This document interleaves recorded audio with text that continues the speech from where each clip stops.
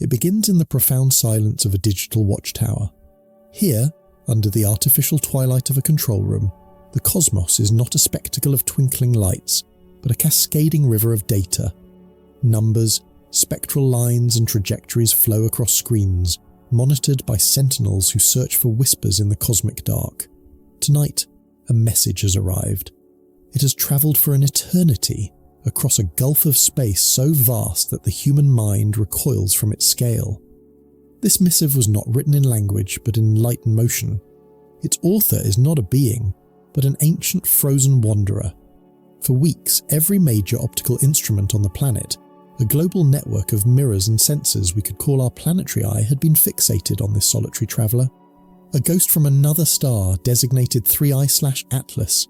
It was the third confirmed interstellar visitor in human history. But tonight, the data flowing from that vigilant, hovering eye told a new and startling story. The whisper had become a shout. The placid stream of information had become a torrent. On a screen, a lead astronomer points a trembling finger. The light curve, a simple graph charting the object's brightness, is behaving erratically, spiking in ways no simple solid body should. The messenger, after a journey of perhaps millions of years through the sterile vacuum between suns, was changing. It was coming alive, or it was coming apart. Before our very eyes, confirmed by the unblinking stare of our most powerful observatories, this emissary from a distant solar system was transforming into something else entirely, something unexpected, something magnificent, a time capsule, shattering open to reveal the secrets of its alien origin. To comprehend the significance of this moment, we must journey back, not just a few years, but through the long, winding corridors of human thought.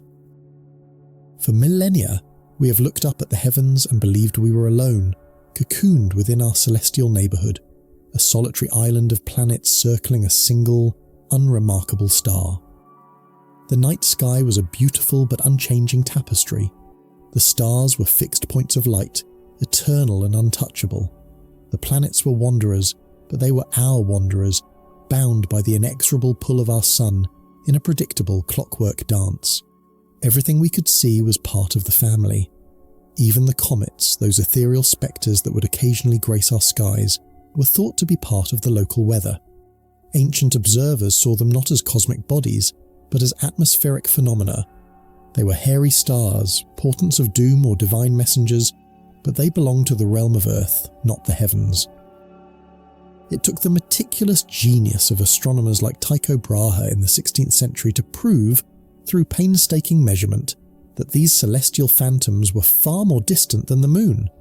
They were true citizens of the solar system, following vast elliptical paths. They were members of our family, albeit eccentric, distant cousins. For 400 years after Brahe, this was our map of the cosmos. A single, self-contained system, adrift in an incomprehensible void. Other stars were just that. Other stars. Other solar systems were theoretical.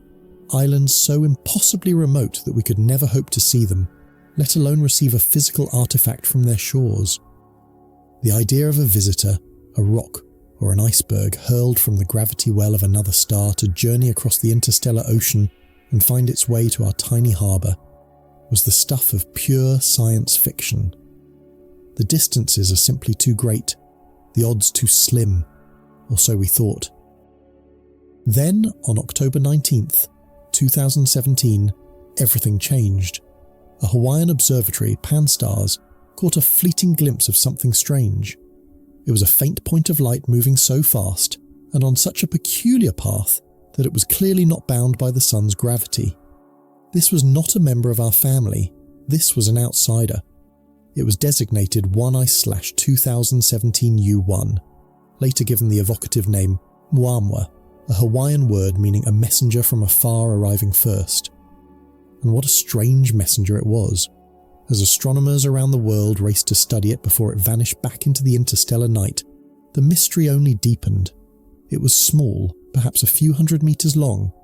Its light curve suggested a bizarre shape, tumbling through space. Some models proposed it was an elongated cigar, 10 times longer than it was wide. Others suggested a flat pancake-like shard.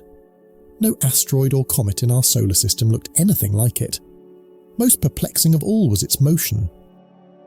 As Oumuamua whipped around the Sun and began its departure, it accelerated.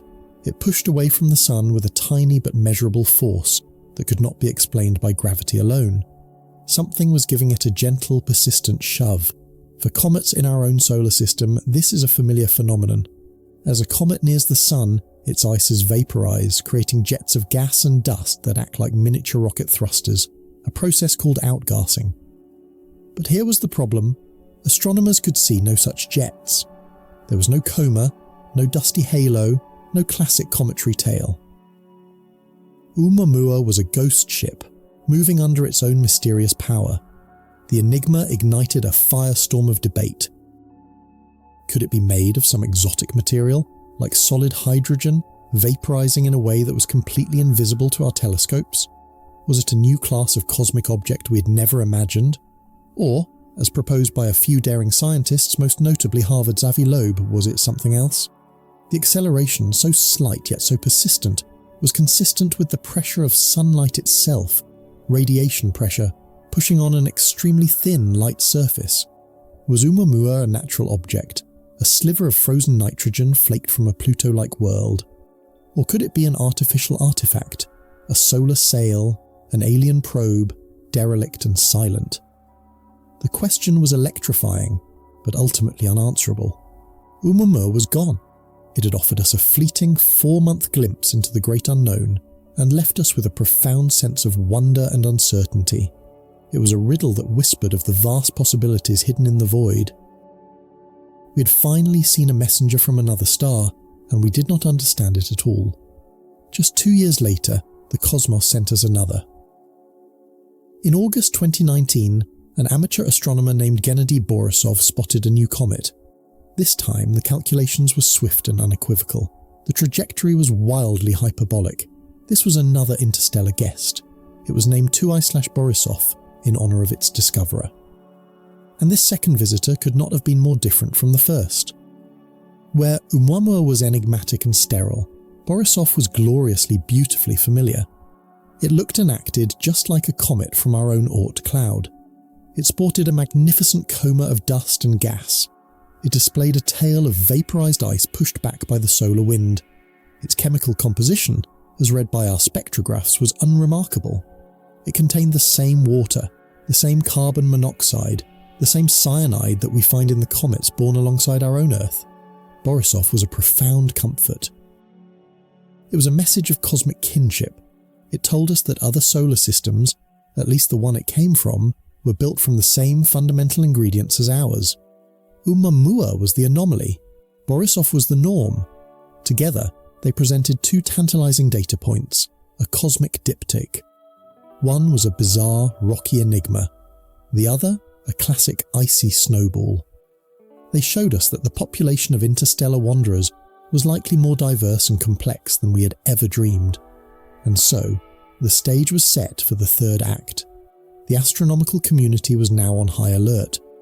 Surveys like the Asteroid Terrestrial Impact Last Alert System, or ATLAS, were scanning the heavens with unprecedented efficiency. These robotic telescopes are relentless, mapping the entire visible sky every few nights. They are designed to find nearby asteroids, but their wide, sweeping gaze is perfect for catching faint, fast-moving outsiders. It was Atlas that flagged the next candidate. A smudge of light moving on a trajectory that screamed interstellar. The astronomical telegrams lit up. Observatories across the globe swiveled their massive structures to focus on this new point of light. The verdict came quickly. It was confirmed. We had another one. The third interstellar object, 3I/Atlas. At first, it appeared to be another Borisov. Initial observations showed a fuzzy coma, the telltale sign of an active comet. It was an icy relic, cast out from its home star, probably millions, perhaps even billions of years ago. It had likely been born in a protoplanetary disk, a swirling nebula of gas and dust that was coalescing into planets around a young, distant sun. Imagine its journey, a gravitational nudge from a newborn gas giant, a game of cosmic billiards, and it was ejected, flung out of its home system forever. It began a solitary pilgrimage through the dark interstellar medium. For eons, it drifted in a cold deeper than anything in our own solar system, a temperature of just a few degrees above absolute zero. Through this profound cryosleep, it remained perfectly preserved, a pristine sample of the chemistry that existed in another corner of the galaxy when its star was just beginning to shine. Millennium after millennium, it coasted through the emptiness, a silent time capsule containing the raw ingredients of another world. Then, by sheer celestial chance, its path intersected with our own solar system. After its immeasurably long night, it began to feel the first faint warmth of a new star, our Sun. As it crossed the orbit of Neptune, then Uranus and Saturn, the temperature began to rise from near absolute zero.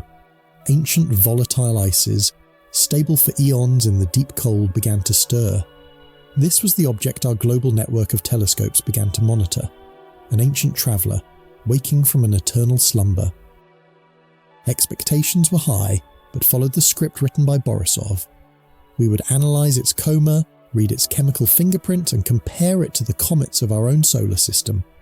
We would add another crucial piece to the puzzle of how planets form across the galaxy. But 3I/Atlas had other plans. The Sun's influence grew stronger with each passing day. The gentle warmth became an unrelenting torrent of radiation. This alien ice, which had perhaps formed in a chemical environment very different from our own, was being subjected to conditions it had never before encountered, and it began to react. This is what triggered the alerts in the control room. The sudden, erratic brightening. Astronomers watched, transfixed, as the comet's nucleus, its solid, icy heart, began to fracture.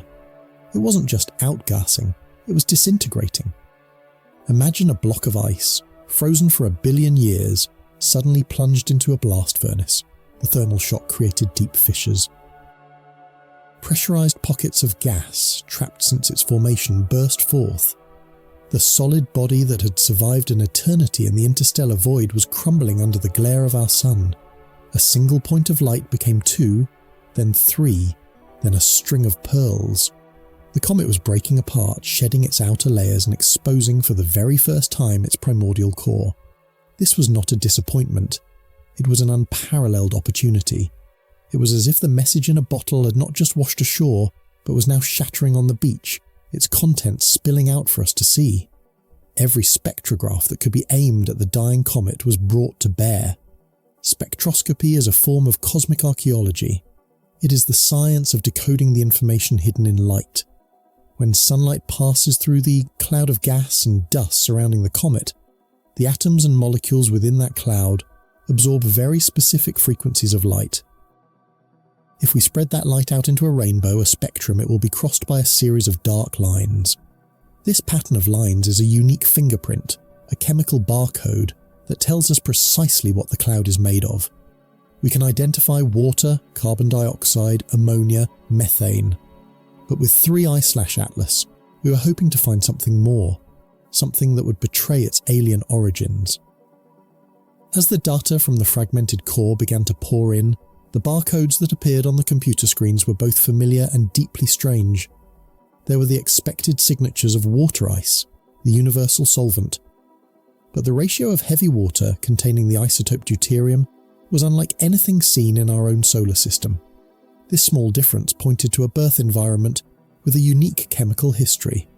But there was more, much more. Deeper within the spectral data, tantalizing signatures began to emerge, the barcodes for complex organic molecules.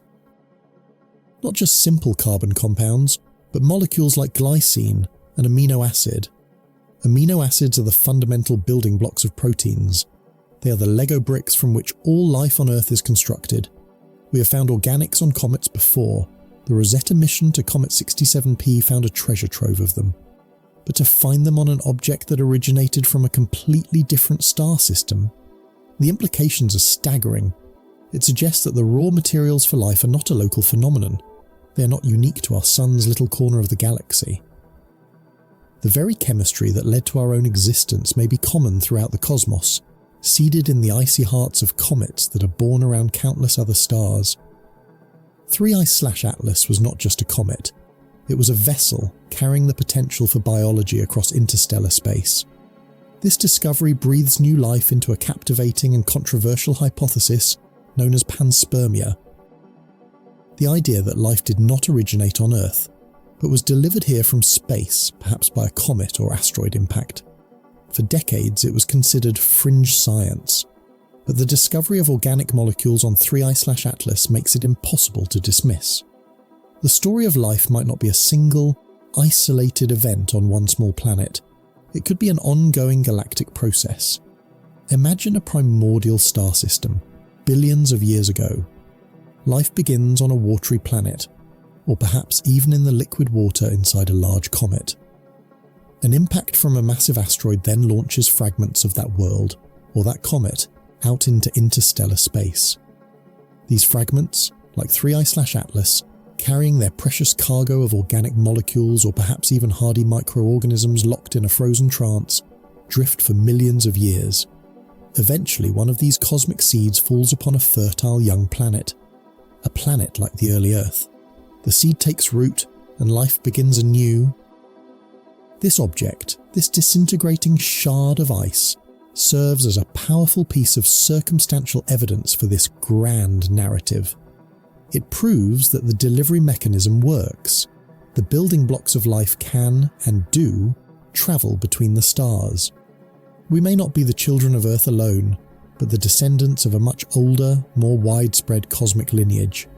The transformation of 3I/Atlas did not stop there.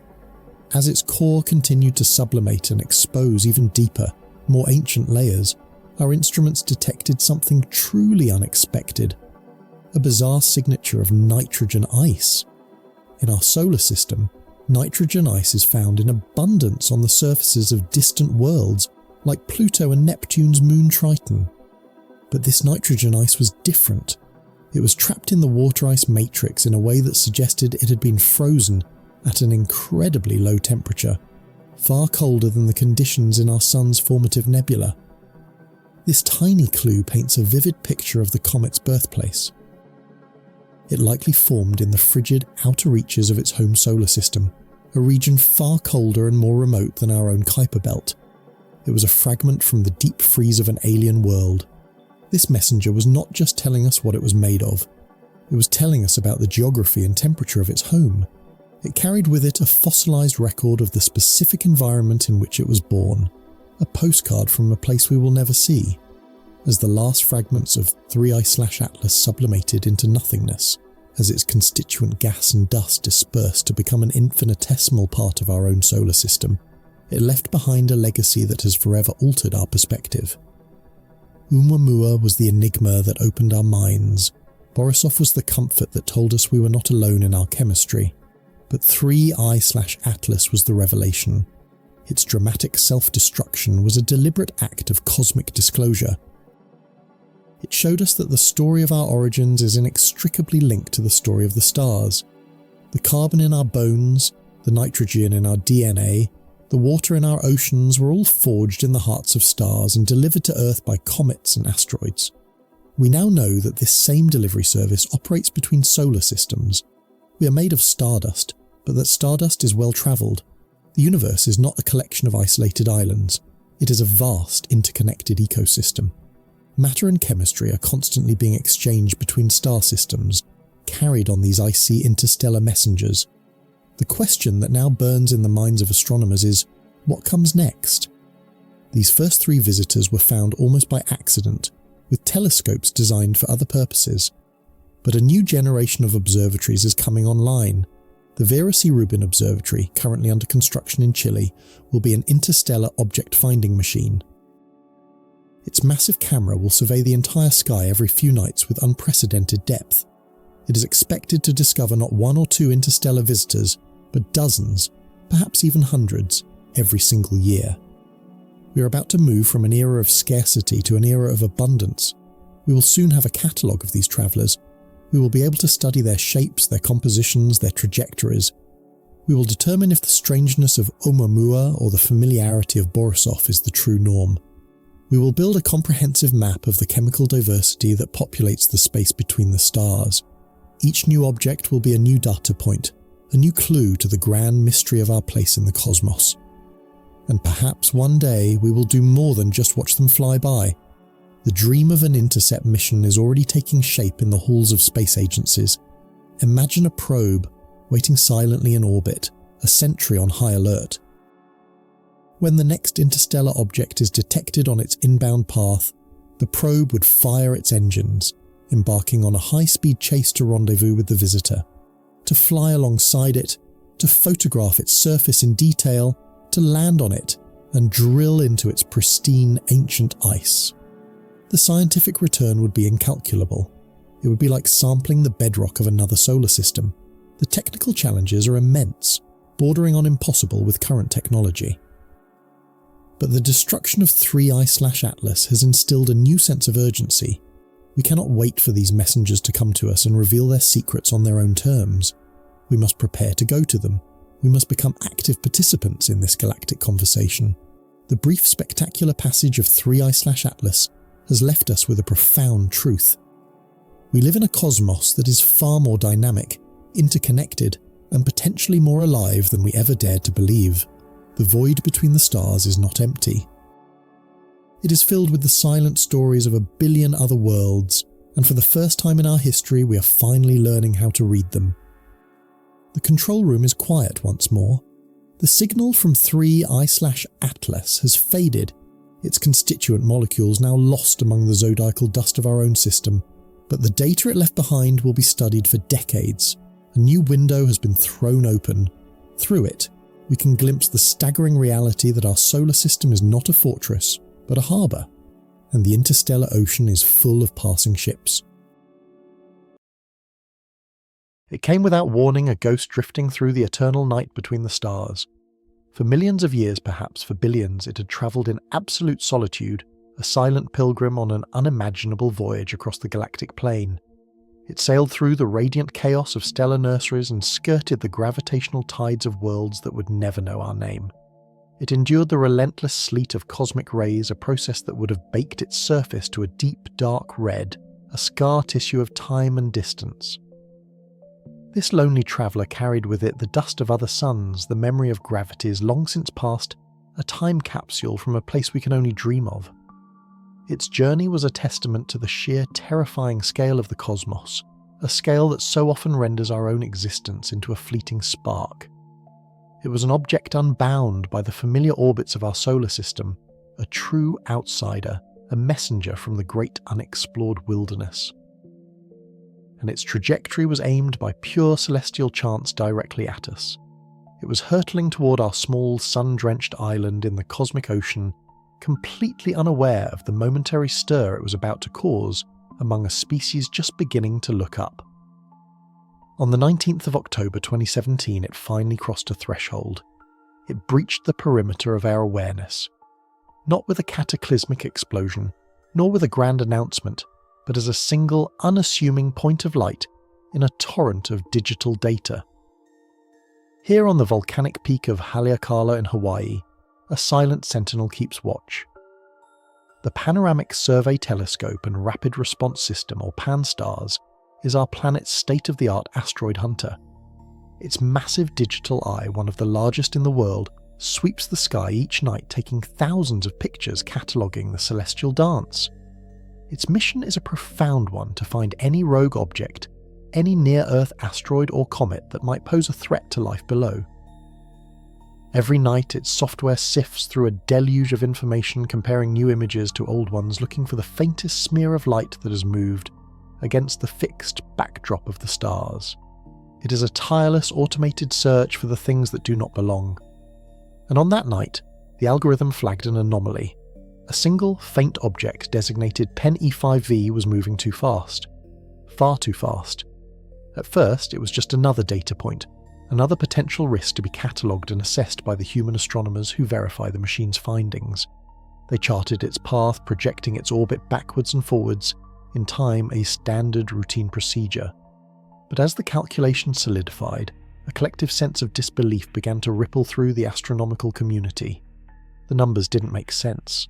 The object's trajectory wasn't any ellipse, the gentle, repeating loop of a planet or an asteroid tethered to our sun.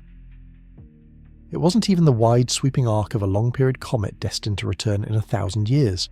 No, this object was tracing a different shape entirely across the fabric of space-time. It was carving a hyperbola. A hyperbolic trajectory is a mathematical sentence of cosmic divorce. It is the signature of an object that is not and never has been gravitationally bound to our star. It was moving with such tremendous velocity that the sun's immense gravity could only slightly bend its path like a stone skipping once across the surface of a vast lake before continuing on its way. It could not capture it. It could not hold it. This visitor was just passing through a tourist on a grand celestial tour, and our solar system was merely a momentary point of interest on its endless itinerary. For the first time in human history, we had incontrovertible proof of an interstellar object, a piece of another star system right here on our cosmic doorstep.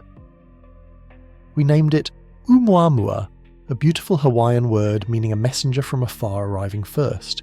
It was a name filled with poetry and wonder, but it would soon become synonymous with one of the most profound and unsettling scientific mysteries of the modern age. The discovery triggered a frantic global race against time.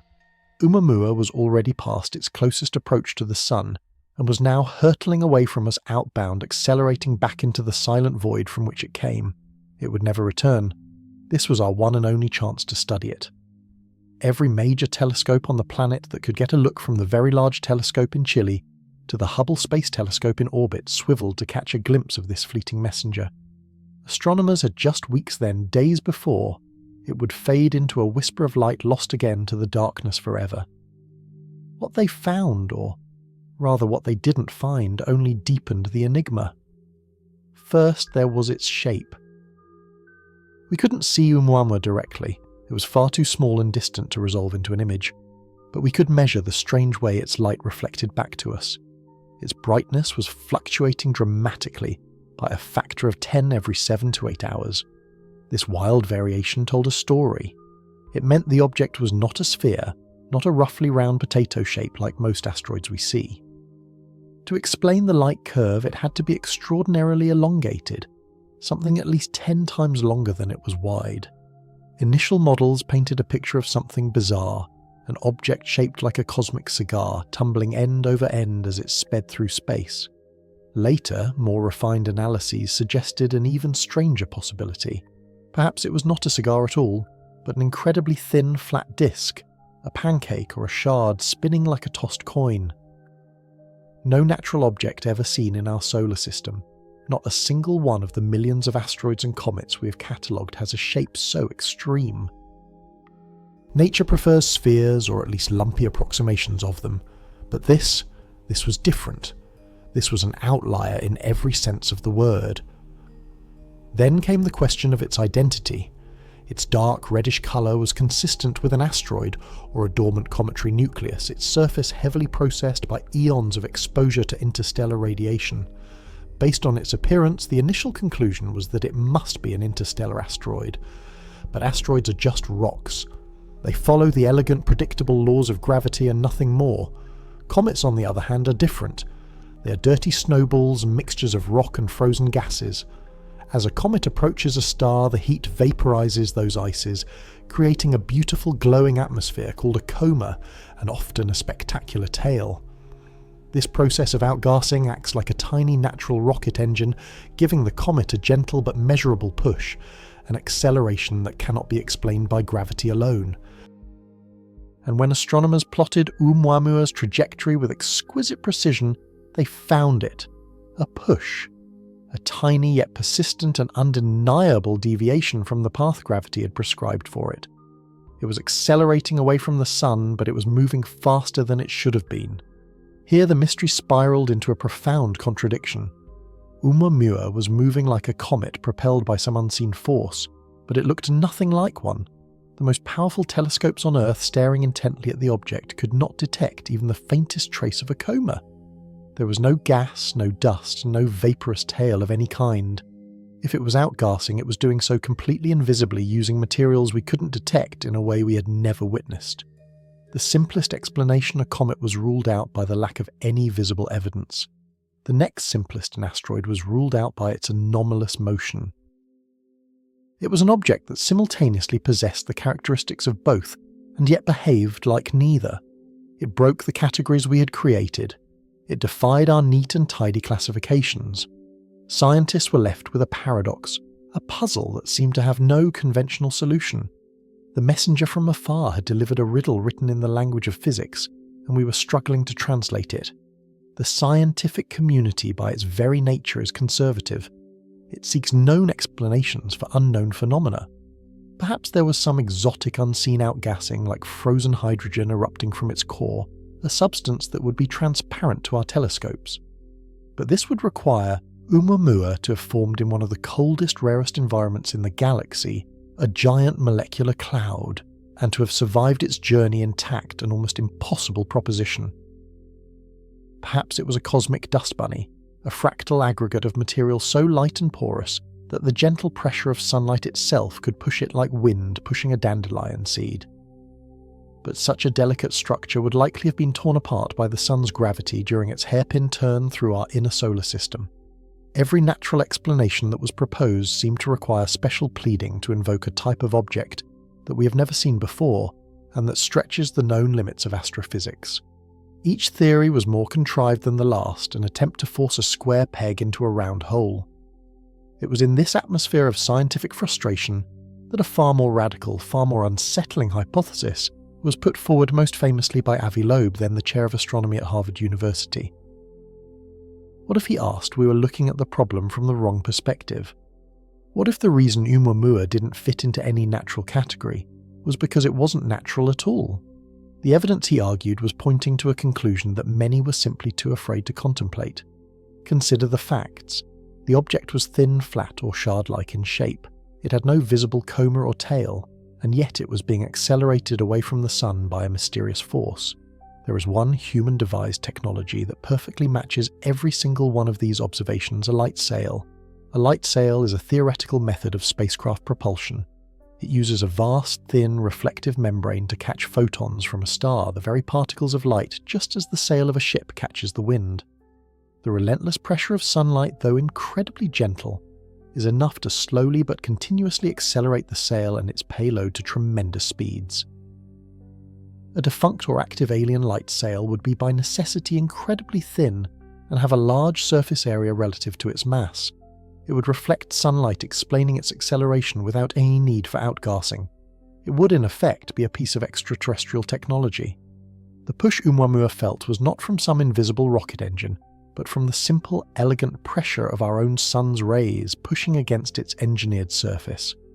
Suddenly all the baffling paradoxes resolved themselves into a single cohesive and stunningly provocative picture. The extreme shape was no longer a freak of nature, but a product of design. The lack of a coma was no longer a mystery, but a given. The non-gravitational acceleration was no longer an anomaly, but its very method of propulsion. Was this it? Was Oumuamua our first contact with a technological artifact from another civilization?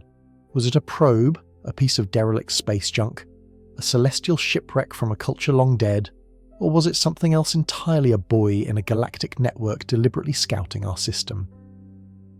The mere suggestion, of course, ignites a firestorm of controversy. The maxim that extraordinary claims require extraordinary evidence hangs heavy over such a debate. To many scientists, invoking aliens is a line that should never be crossed, a leap of faith that abandons the rigour of the scientific method. It is the explanation of last resort, and we are nowhere near that point. They argue that there must be a natural explanation we simply haven't discovered yet, that Oumuamua is not a sign of alien intelligence, but a sign of our own ignorance. To them, it represents a new class of natural object, a nitrogen iceberg, chipped from a Pluto-like planet perhaps, that will force us to expand our understanding of the universe, but not to rewrite our place within it. The debate rages on a battle line drawn between cautious convention and radical possibility. Oumuamua became more than just an object. It became a mirror reflecting our own biases, our hopes, and our deepest fears about our place in the cosmos.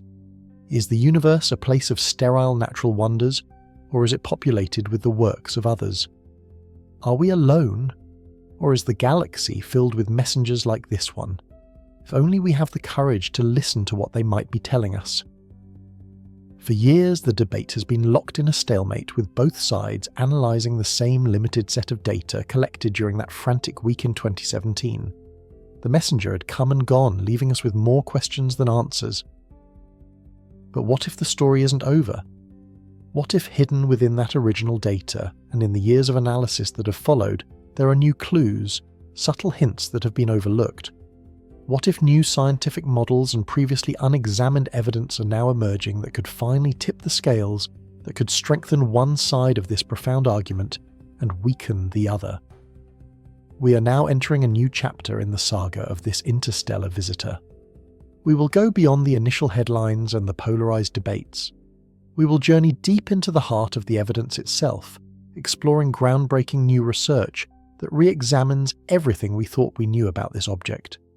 We will speak with the brilliant minds on both sides of the divide, the skeptics and the believers, and we will unveil lines of inquiry that are only now coming to light. The trail has not gone cold. The time has come to take a fresh look at the messenger from afar, because new evidence is here. And it could change everything. The verdict on Oumuamua is not yet written, and the implications of what we find could echo for the rest of human history. And so after millennia of staring into the void, asking if we were alone, the answer arrived. It didn't come as a booming transmission, a coded message carried on radio waves, or a fleet of silver ships descending from the clouds. It came as a whisper, a flicker, an almost imperceptible smudge of light ghosting through a field of familiar stars captured on a silent mountaintop in Hawaii. Here atop Haleakala, the Pan-STARRS telescope conducts its nightly vigil, a colossal digital net sweeping the heavens for anything that moves, anything that changes anything that might pose a threat to our world.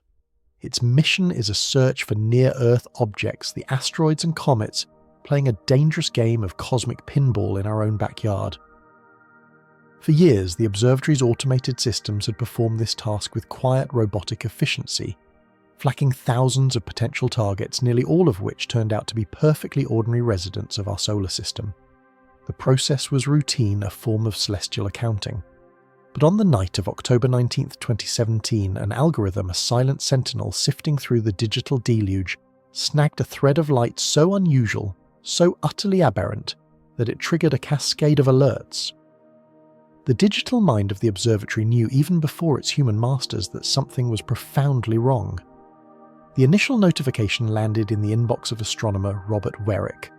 At first glance, it was just another data point, a faint dot designated P10C1E Farvambe. In this fire hose of cosmic information, 99% of what the system flags is noise, digital artifacts, satellite glints, or known objects on predictable paths. But this one refused to be dismissed. As Werrick traced its trajectory back through the previous night's observations, a cold electric feeling of disbelief began to set in. The object was moving fast, impossibly fast. Not just the brisk clip of a local asteroid, but a velocity so immense it defied the sun's gravitational authority. Every other object bound to our star, from the lumbering giant Jupiter to the most distant frozen comet, follows a predictable path, a circle or more, often a stretched out ellipse.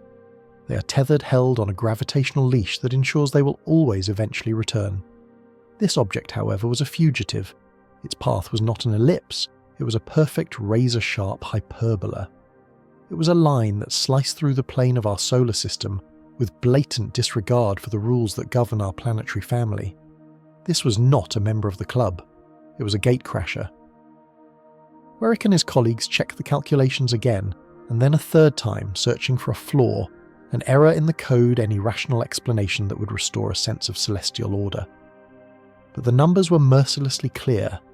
This object wasn't just passing through the neighbourhood, it was visiting from another star. The realization sent a shockwave through the global astronomical community. For centuries we had theorized that such interstellar travelers must exist. The space between the stars couldn't be entirely empty. Other solar systems, in the violent throes of their own formation and evolution, must surely cast off celestial debris, rogue planets, orphaned asteroids, exiled comets flung into the great dark by gravitational chaos. We had built our newest, most powerful telescopes with the hope of one day spotting one of these cosmic castaways. We expected them. We hunted for them. But the abstract certainty that they were out there was profoundly different from the sudden jarring reality of having one in our grasp. This was it. The first one. A physical artifact from another solar system right here, right now, screaming past our planet. A frenzy of activity erupted as observatories around the world scrambled to turn their powerful eyes toward this fleeting visitor. It needed a name, something more resonant than a string of code. The Pan-STARRS team, in honor of its Hawaiian origins, chose a name that captured the profound mystery and significance of the moment Oumuamua. In Hawaiian it means a scout from a distant past, a messenger sent from afar to reach out to us. The name was poetic, aspirational, tinged with a sense of intelligent purpose, and as we would soon discover, it was more appropriate than anyone could have possibly imagined. With its interstellar origin confirmed, the next urgent question was a simple one. What is? Based on everything we understood about how solar systems form and what they eject, there were only two logical possibilities.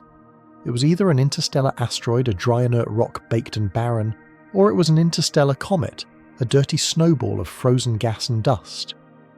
Of the two, a comet was by far the more likely candidate. Our own solar system is surrounded by a vast theoretical sphere of icy bodies called the Oort cloud, a cosmic nursery of comets. It is from these loosely bound outer fringes that objects are most easily ejected by the gravitational nudges of passing stars or giant planets. Logic dictated that other star systems would have similar reservoirs. Therefore, the first interstellar object we'd ever see would almost certainly be a comet of frozen exile from the cold, distant edge of its home system. Finding a comet would have been a momentous discovery, a chance to study the raw materials of another world. But it would have been an expected discovery. It would have fit neatly into our existing models of the universe. So astronomers began the hunt for the one thing that would confirm its cometary nature a tale. As a comet approaches a star, the increasing heat vaporizes its frozen gases, creating a luminous shroud around its nucleus called a coma, which is then blown back by solar wind and radiation pressure to form the iconic, beautiful tail we associate with comets. This process, known as outgassing, is the fundamental signature of a comet. It is its celestial fingerprint. Telescopes far more powerful than Pan-STARRS now fix their gaze on Oumuamua, searching desperately for that telltale fuzz.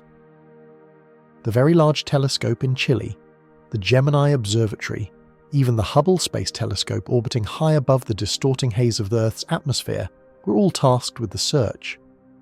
They employed spectrographs to sift through its reflected light, looking for the chemical signatures of vaporized water, carbon monoxide or cyanide, the common building blocks of cometary ice. The entire world of astronomy held its breath waiting for the confirmation. Days turned into a week. The data poured in was analysed and reanalysed, and the result was a stunning, resounding silence. There was nothing. No coma. No dust. No gas. No tail. Not even the faintest, most ghostly wisp of one. This was not just a minor detail. It was a deep philosophical problem. The absence of evidence was in this case profound evidence of absence. The object had just swung around the sun a hairpin turn at a blistering 196,000 miles per hour, where it was subjected to a celestial blowtorch of intense solar radiation. If there was any ice on its surface, any trapped gas just beneath its crust, this was the moment it should have erupted into a spectacular display. Yet Oumuamua remained stubbornly, unnervingly inert. It flew through the crucible of our inner solar system like a shard of barren rock. This presented astronomers with a stark contradiction. It had the trajectory of a classic interstellar comet flung from the icy depths of another star system, but it had the appearance of a bone-dry, baked-out asteroid from the hottest, innermost regions of a solar system. It was a celestial creature that, according to our neat classifications, should not exist. The seeds of a deeper, more unsettling doubt began to sprout. This object was not just a visitor, it was an enigma, and the mystery was only beginning to deepen. Unable to discern its composition, astronomers turned to another fundamental property, its shape. Because Oumuamua was too small and too far away to be imaged directly, its form could only be inferred by a technique that is both beautifully simple and profoundly revealing. We watched how it glittered. As any object tumbles through space, the amount of surface area it presents to our telescopes changes, causing its reflected brightness to fluctuate over time. A spherical object like a ball bearing would reflect the same amount of light no matter how it spun, resulting in a flat, constant light curve. A slightly irregular potato-shaped asteroid would show gentle rolling peaks and valleys in its brightness. But the light curve from Oumuamua was unlike anything ever seen before. The variations in its brightness were extreme, dramatic swinging by a factor of 10 or more. This meant that its shape had to be incredibly elongated. When we saw it at its brightest, we were looking at its long side. At its dimmest, we were seeing it end on. The numbers pointed to a ratio of at least 10 to 1 length to width. This wasn't a potato, this was a cosmic needle, a cigar, a shard of galactic shrapnel. No known natural process in our solar system creates asteroids or comets with such radical dimensions. The model simply fell apart. And then woven into this already bizarre data was one final confounding twist. The object wasn't just spinning, it was tumbling. Most objects in our solar system, having existed for billions of years, have settled into a stable rotation around their shortest axis, a state of minimum energy, like a well-thrown football or a spinning top. Oumuamua, however, was in a state of chaotic non-principal axis rotation. It was tumbling end over end erratically like a tossed key glinting in the sun, or a piece of cosmic driftwood caught in an invisible current. This complex tumbling motion, combined with its extreme shape, painted a picture of an object that was ancient, inert, and perhaps had suffered a violent past. It was not a pristine, freshly ejected snowball from a stellar nursery. It was something else, something older, stranger, and fundamentally alien. The initial excitement of discovery was now being rapidly replaced by a pervasive creeping sense of confusion. We had found our first interstellar visitor, a messenger from the stars. But the message it carried was deeply perplexing. It was a silent ship running dark, obeying a physics we recognized, but exhibiting characteristics we did not.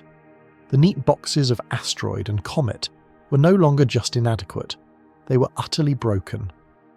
We were face to face with a true unknown, a ghost that had drifted out of the interstellar night, and its most baffling secret, the one that would challenge the very foundations of planetary science, was still yet to be revealed. Its passage around the sun should have been the climax of the story, a final blistering pirouette under the immense pull of our star, before being flung back into the eternal cold, a fading point of light carrying its secrets with it. For a time, that is exactly what happened. As Oumuamua rounded the sun in September of 2017, it was moving at a staggering 196,000 miles per hour, a speed so immense that the sun's gravitational bridle could never truly tame it. We watched calculating its exit trajectory, the long, graceful arc that would see it diminish, slow down, and eventually depart our celestial neighbourhood forever. The laws of celestial mechanics, honed over centuries by minds like Kepler and Newton, provided a precise, unwavering forecast of its path. Every comet, every asteroid, every planet we have ever observed adheres to this cosmic metronome, their movements dictated by the elegant mathematics of gravity. And this is where the story should have ended. But Oumuamua refused to play by the rules. As it began its long journey out away from the sun, our telescopes remained fixed upon it, tracking its every move. And something was wrong. Deeply wrong. The data trickling in from our observatories was simply impossible. It was not slowing down as predicted. In fact, after its closest approach as it receded from the sun's fading gravitational grip, this interstellar enigma began to accelerate. Not by much a tiny deviation from its expected path, but one that was statistically undeniable. It was as if some unseen force, a gentle but persistent push, was nudging it onward, helping it escape our solar system, faster than gravity alone would permit. Imagine you've thrown a stone into the air. You expect it to arc gracefully, slowing as it climbs, before gravity inevitably pulls it back down. Now imagine that at the peak of its arc, the stone suddenly gains a new burst of speed, pushing itself higher, defying the very force that should be governing its fall. This is what astronomers were witnessing. This was Oumuamua's parting gift to us, a flagrant violation of our expectations, a cosmic riddle etched into the fabric of space-time. The object was being propelled by something other than the sun's gravity. It had an engine. The immediate suspect, the most logical and conventional explanation, was a phenomenon we've seen countless times before: cometary outgassing. Comets, as we've long understood, are not inert rocks. They are often described as dirty snowballs, conglomerates of ice dust and frozen gases forged in the frigid outer reaches of a star system. When a comet approaches a star, its surface is heated by the intense radiation. Those frozen materials don't just melt, they sublimate, turning directly from solid ice into gas. This gas then erupts from the comet's surface in powerful jets. You can think of it like a celestial steam kettle venting pressure. According to Newton's third law of motion, for every action, there is an equal and opposite reaction.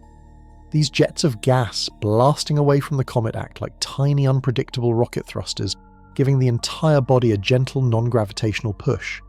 It's a messy, chaotic process, but one that perfectly explains why some comets don't follow the clean, predictable paths of asteroids. This seemed at first to be the perfect solution to Oumuamua's strange behaviour. A burst of outgassing aimed in just the right direction could easily account for that small, persistent acceleration. The case for many was closed. Oumuamua was simply an odd-shaped comet from another star behaving as comets do. But a solution in science is only as good as the evidence that supports it, and when we looked for the evidence, we found nothing. Absolutely nothing. When a comet outgasses, it leaves a spectacular calling card. The sublimating ice and dust create a vast glowing halo around the nucleus called a coma, a fuzzy atmosphere that can stretch for tens of thousands of miles. This coma is then sculpted by solar wind and radiation pressure into the iconic cometary tails that have captivated humanity for millennia. These features are not subtle. They are the defining characteristics of an active comet. So we aimed our most powerful instruments at the departing traveller searching for any hint of this cometary activity. The Spitzer Space Telescope, an observatory so sensitive it could detect the heat of a single candle from hundreds of miles away, was brought to bear. Spitzer operates in the infrared spectrum, making it exceptionally good at detecting the telltale signs of water vapour and carbon monoxide, the primary components of cometary jets. If Oumuamua was venting gas, Spitzer would see the faint warm glow of those molecules.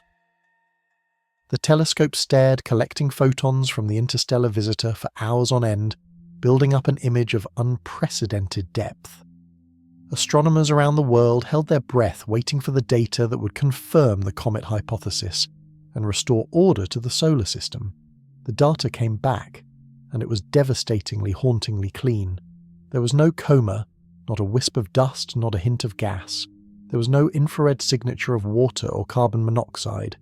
The space around Oumuamua was as empty and black as the void from which it came. This was not just a lack of evidence. This was profound evidence of absence.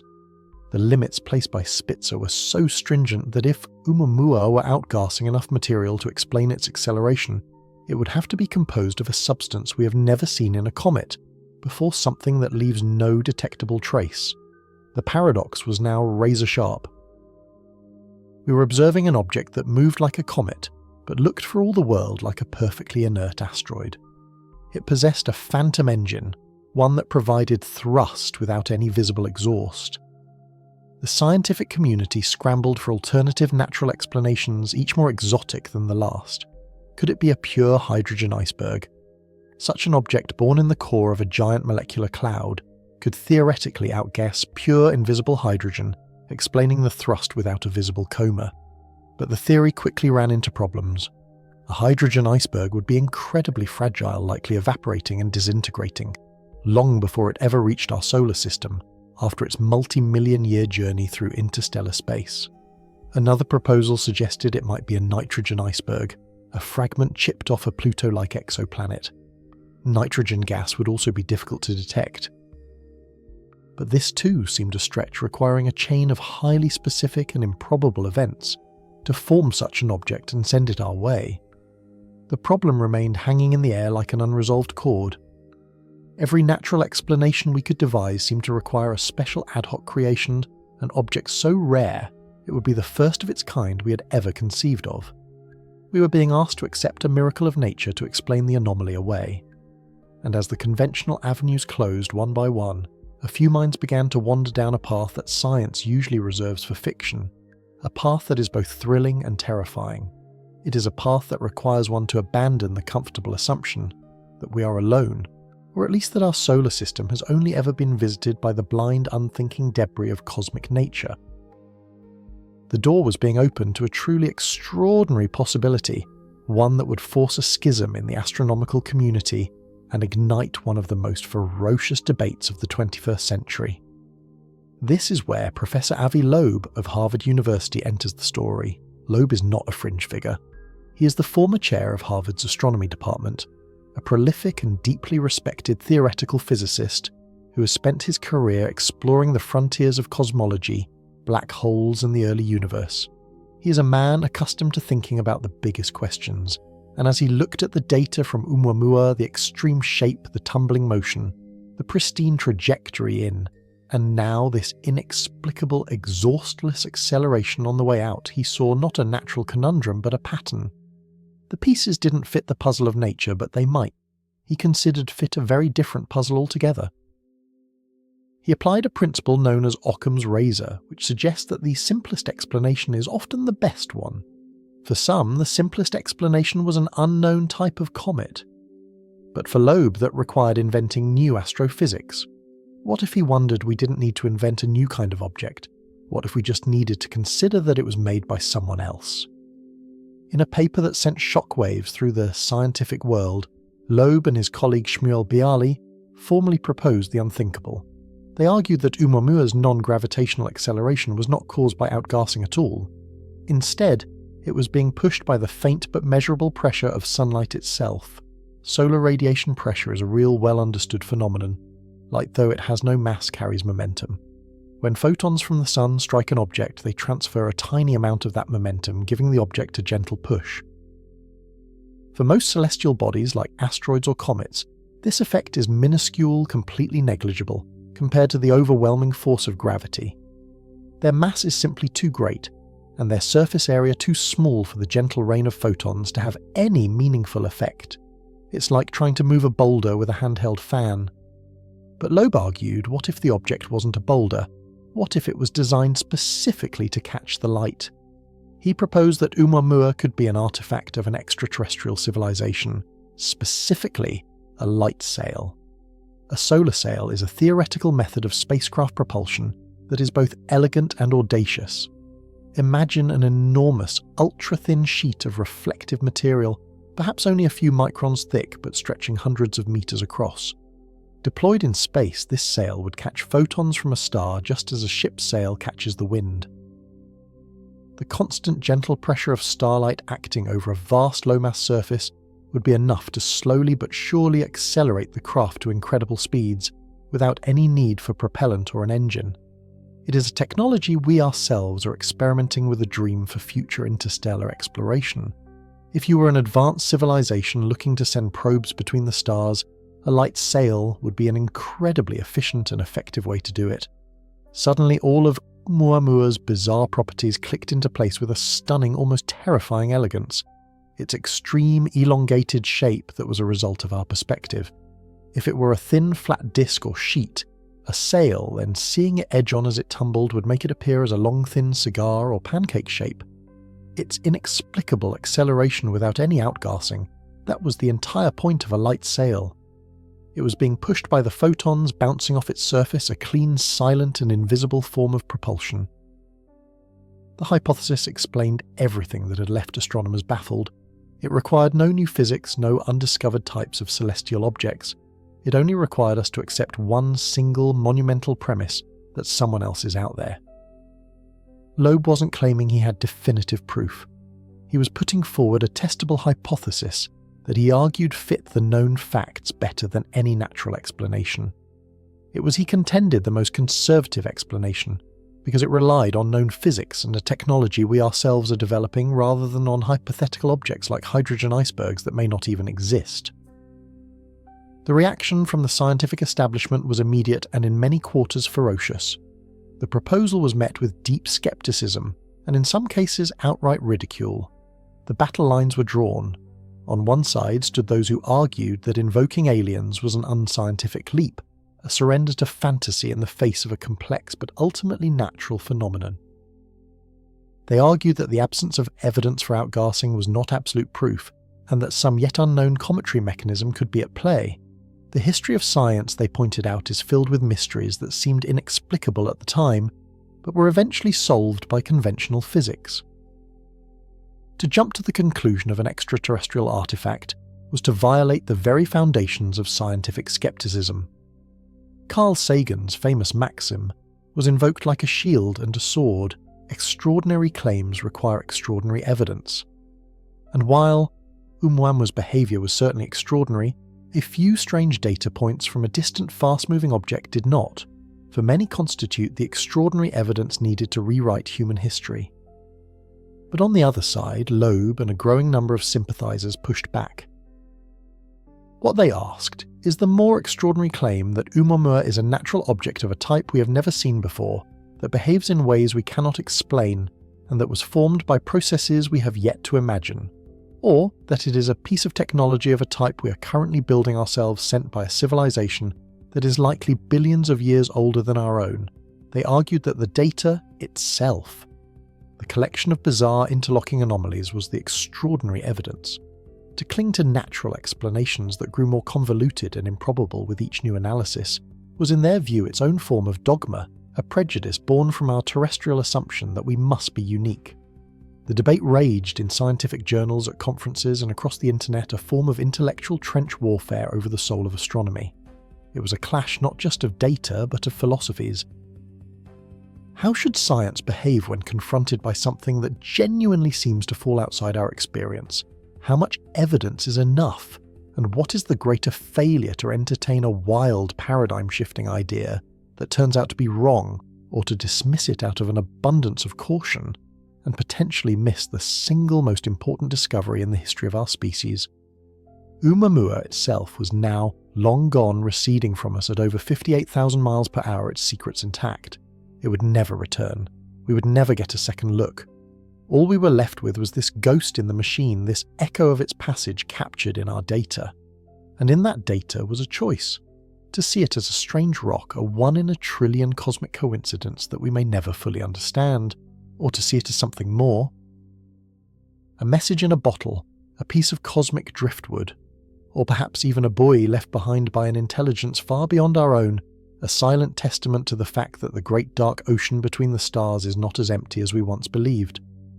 This was the legacy of its strange acceleration, not an answer, but a profound and deeply unsettling question that now hangs over all of our explorations of the cosmos. The initial portrait of our visitor was already a paradox, a fleeting shapeshifter defying easy categorization. We had tracked its path, measured its speed, and were left with more questions than answers. But science is a relentless engine of inquiry. It does not rest with the first glance. The real story of Oumuamua began not in the frantic days of its discovery, but in the quiet, methodical years that followed, when teams of researchers returned to the scene of the crime, armed with more powerful tools of analysis and computation. They took the faint, ghostly data points collected in that brief encounter and placed them under a new kind of celestial microscope.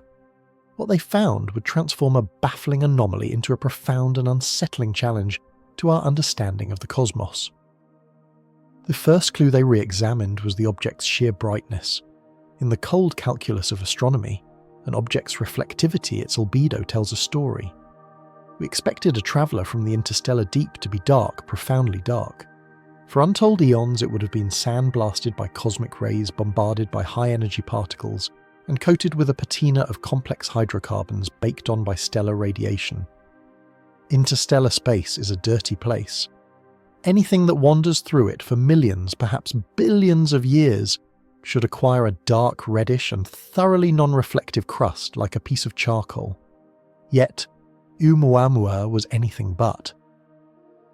The data, when meticulously recalibrated, revealed an object that was astonishingly bright, perhaps 10 times more reflective than a typical solar system asteroid or comet. It shone in the dim sunlight of our outer solar system with an unexpected intensity. It was as if this wanderer had somehow shrugged off the accumulated grime of its immense journey. How could this be? Perhaps it was a freshly exposed surface, a recent fracture revealing pristine material from within.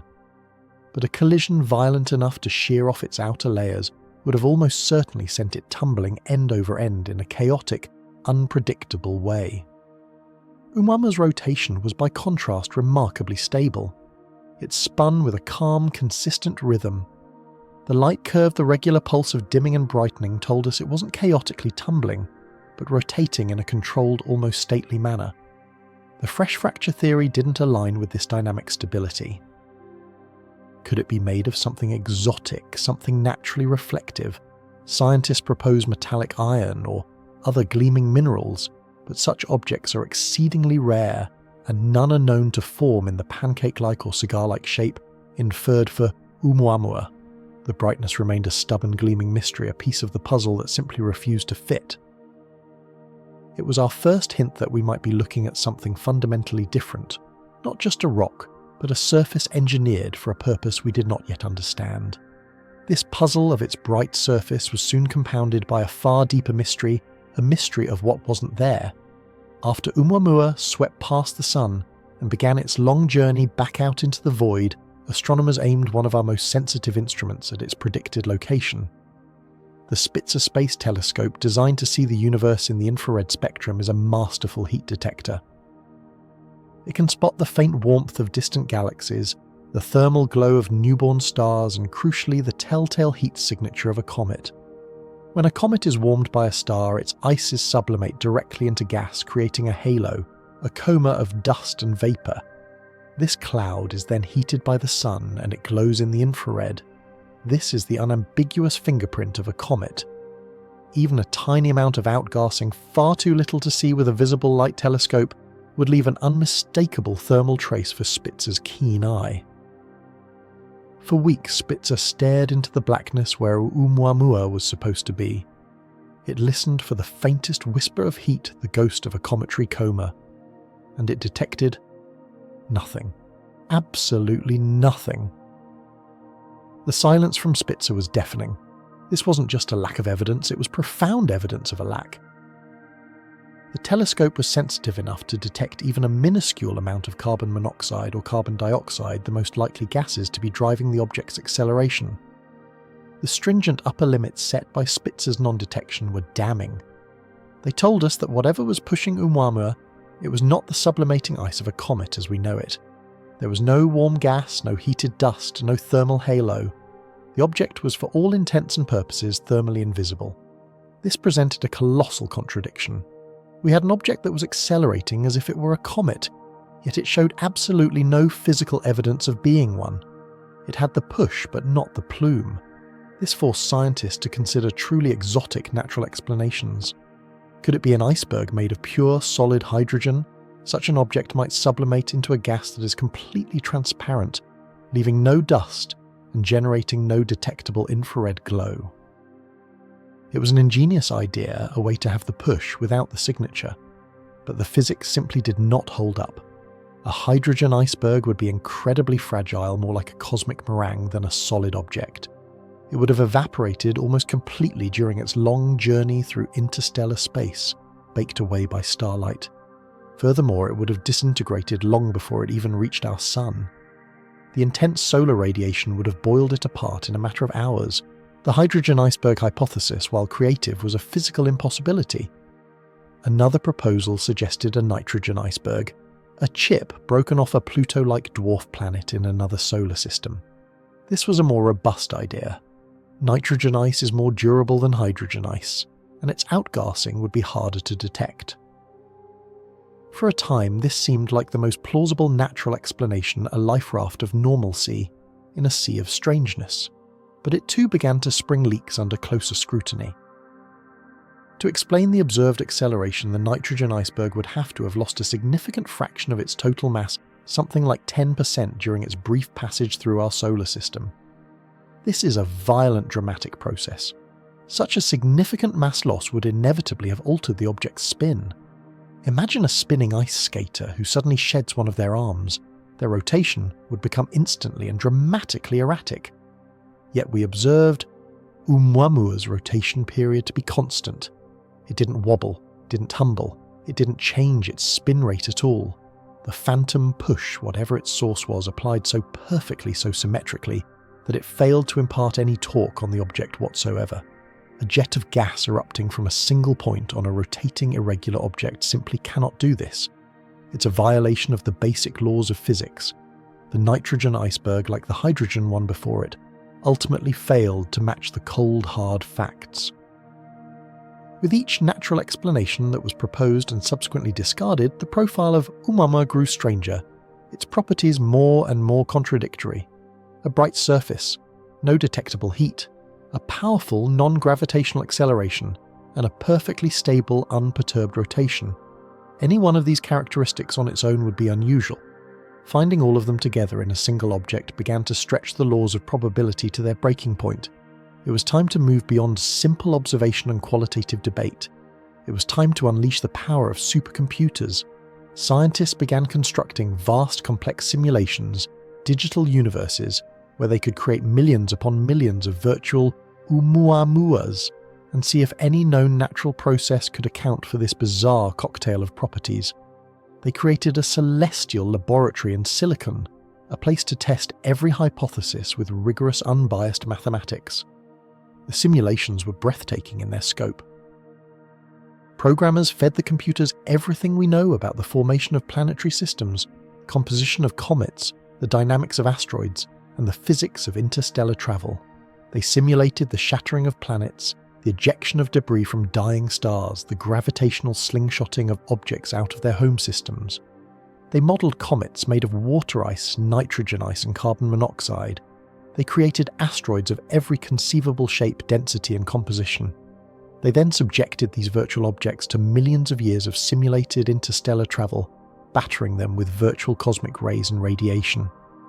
Finally, they flew these digital travellers through a simulated solar system and asked a simple question: how many of them end up looking and behaving like Oumuamua?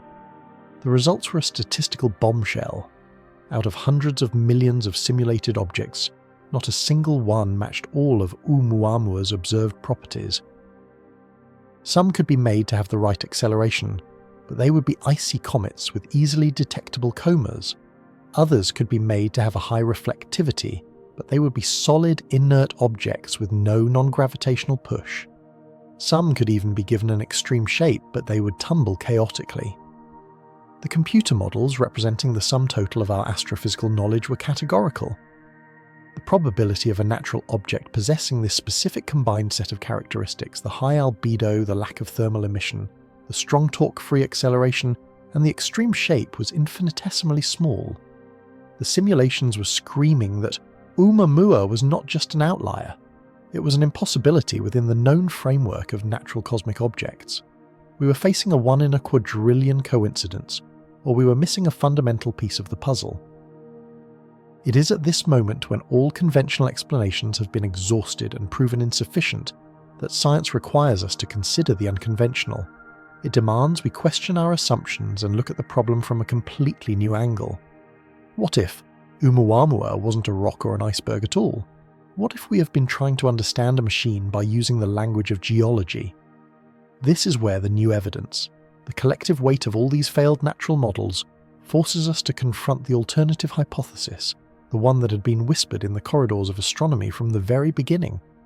The hypothesis of artificial origin, specifically the idea that Oumuamua was not a passive traveller shaped by chance, but a purpose-built craft designed for interstellar flight, a light sail.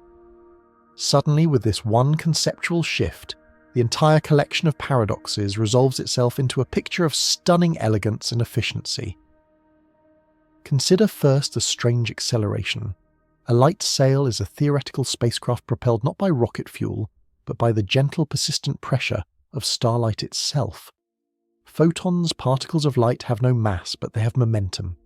When they strike a reflective surface, they transfer a tiny amount of that momentum, giving the surface a minuscule push. Over vast areas and immense timescales, this tiny push can accelerate a craft to incredible speeds. The acceleration from solar radiation pressure would be strongest when the sail is closest to the sun, and would fall off in a precise, predictable way as it moved away. And this is exactly the pattern of acceleration we observed in Oumuamua. The phantom push wasn't from some hidden mysterious gas. It was from the light of our own sun. This single idea explains everything else with breathtaking simplicity. Why was there no heat, no coma? Because the push wasn't thermal. It was driven by pure momentum transfer from photons, a process that generates no gas, no dust, and no detectable infrared signature. The Spitzer telescope saw nothing because there was nothing to see. Why was the object's spin so perfectly stable? Because the pressure from sunlight would be distributed evenly across the entire surface of the sail. Unlike a violent, unpredictable jet of gas erupting from a single spot, the gentle pressure of light would push on the object as a whole, accelerating it forward without inducing any twisting or tumbling. It's the most graceful, stable form of propulsion imaginable. The data showed no torque because the force itself was torque-free. And what about its extreme non-spherical shape? To be an effective light sail, an object must have a very large surface area and very little mass. It needs to be incredibly thin. Our data strongly suggested Oumuamua was either a long thin cigar, or perhaps more likely an extremely flat pancake-like object, less than a millimetre thick, but potentially hundreds of metres wide. This is precisely the architecture you would choose if you were designing an efficient interstellar probe. A thin sheet-like structure maximizes the surface area to catch the light, while minimizing the mass that needs to be pushed. Its strange shape wasn't a random accident of cosmic formation. It was a deliberate and brilliant piece of engineering. Finally, there is the matter of its inexplicable brightness. Why was it 10 times more reflective than a typical asteroid? Because a light sail must be reflective. That is its primary function. Its surface is not a geological feature. It is a mirror designed to bounce photons away as efficiently as possible to maximize the propulsive push. Its high albedo wasn't a bizarre surface anomaly, it was the very engine of the craft itself. The pieces of the puzzle which had been so contradictory within a natural framework suddenly clicked into place. The acceleration, the lack of heat, the stable rotation, the extreme shape, the high reflectivity. These were not 5 independent, statistically improbable coincidences. They were the 5 integrated, interlocking design features of a solar sail. The weight of this new analysis is staggering. We are left standing at a pivotal crossroads in our search for knowledge. On one path lies the explanation of a natural object so bizarre, so statistically miraculous, that it would require us to invent entirely new, unobserved categories of cosmic bodies and rewrite fundamental aspects of planetary science. On the other path lies an explanation that, while monumental in its implications, is perfectly consistent with all of the data we have painstakingly collected and analysed. This explanation suggests that we witnessed not a chance visitor, but a piece of technology deliberately crafted and sent on a journey across the stars. The deeper we look, the less Oumuamua looks like a rock, and the more it looks like a messenger. And so we are forced to confront the truly awe-inspiring question that this evidence compels us to ask: if this is a piece of technology, a relic from a civilization beyond our own, then what was its mission? And are there more of them on their way? The proposition hung in the air, electric and transformative. A piece of alien technology, a solar sail tumbling through our celestial backyard. For a brief, dizzying moment, it felt as if a door had been thrown open to a much larger, more populated cosmos. But in science, for every door pushed open, a dozen are slammed shut by the guardians of the known. The intellectual immune system of the scientific community honed over centuries to reject the fanciful and the unproven kicked into overdrive. A retort was not just expected, it was demanded. The counter-assault did not begin with fury, but with a quiet, powerful appeal to a principle that underpins all of rational thought, Occam's razor, the law of parsimony. The notion that when faced with competing explanations, the one requiring the fewest new assumptions is most likely to be correct. And so, the great debate was framed. What truly was the simpler explanation here, an unknown, exotic but ultimately natural object, born of processes we are just beginning to glimpse, or a known piece of technology, a sail originating from a completely unknown, unseen and unproven alien civilization? The challenge for the natural origin camp was immense. They weren't just arguing against a wild idea, they were fighting against the sheer inadequacy of all their standard explanations. A common asteroid or comet simply did not fit the data. To defeat one extraordinary claim, they would have to invent another. And so began a period of profound scientific creativity, a desperate and brilliant scramble to find a ghost in the machine, a natural explanation that could masquerade as something wholly unnatural.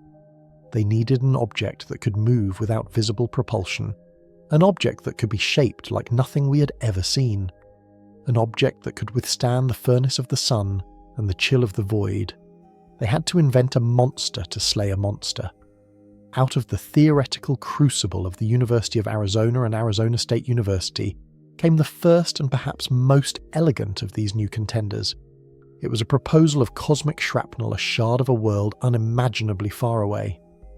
The hypothesis put forth by astronomers Alan Jackson and Stephen Desch was that Oumuamua was not rock, nor was it a conventional water ice comet.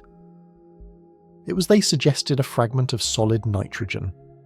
They asked us to imagine a distant solar system, and in it a planet much like Pluto in our own, a dwarf world cloaked in a thick mantle of frozen nitrogen ice. Now imagine a cataclysmic impact billions of years ago, a collision that blasted a piece of that nitrogenous crust clean off the planet, launching it on a lonely voyage between the stars. For millions upon millions of years, this interstellar iceberg would drift a silent frozen artifact of a planetary collision we can never witness. Then it enters our solar system. As it swings toward our sun, the warmth of our star begins to work on its frozen surface. The solid nitrogen doesn't melt, it sublimates, turning directly into an invisible gas.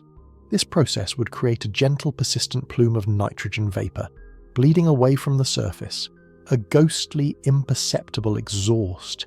Here was the crucial piece of the puzzle, a rocket effect with no visible tail.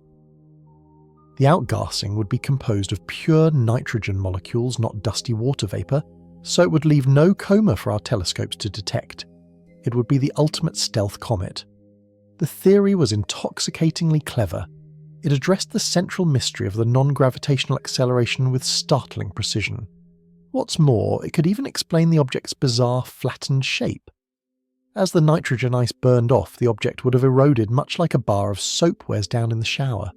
Over its long journey and its fiery passage through our system, it would have been sculpted, worn down into a thin pancake-like sliver, perfectly matching the light curve data that had so baffled astronomers. It was a beautiful, self-contained story. It took the most alien aspects of Oumuamua, its impossible acceleration, and its strange dimensions, and wove them into a single, cohesive narrative of natural planetary evolution. Yet this nitrogen shard was itself a phantom. To work, the theory required a whole chain of unlikely events. The universe would have to be positively littered with these Pluto fragments for one to just happen to tumble through our system while we were watching. Our own Kuiper belt filled with icy bodies shows no evidence of such pure nitrogen objects. It also required the shard to have a surprisingly high structural integrity to survive both its violent birth and its eons-long journey. The numbers were finely tuned, a precise recipe of size, density and composition, cooked up to perfectly match the observed data. Was this a genuine discovery of a new class of celestial object? Or was it an elaborate exercise in fitting the solution to the problem? The line between a brilliant hypothesis and an ad hoc explanation began to blur. It felt to some like inventing a brand new type of animal to explain a single unidentifiable footprint. And if a nitrogen iceberg felt like a stretch, the next proposal ventured even deeper into the territory of the truly exotic.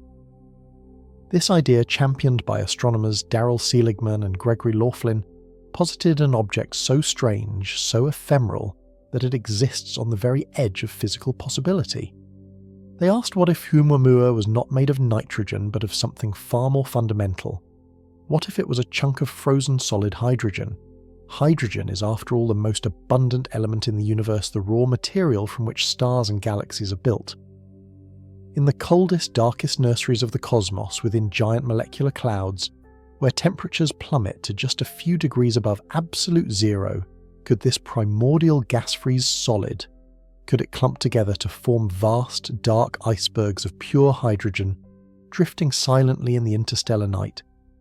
If such an object existed, its behaviour in our solar system would be spectacular. Solid hydrogen is incredibly volatile.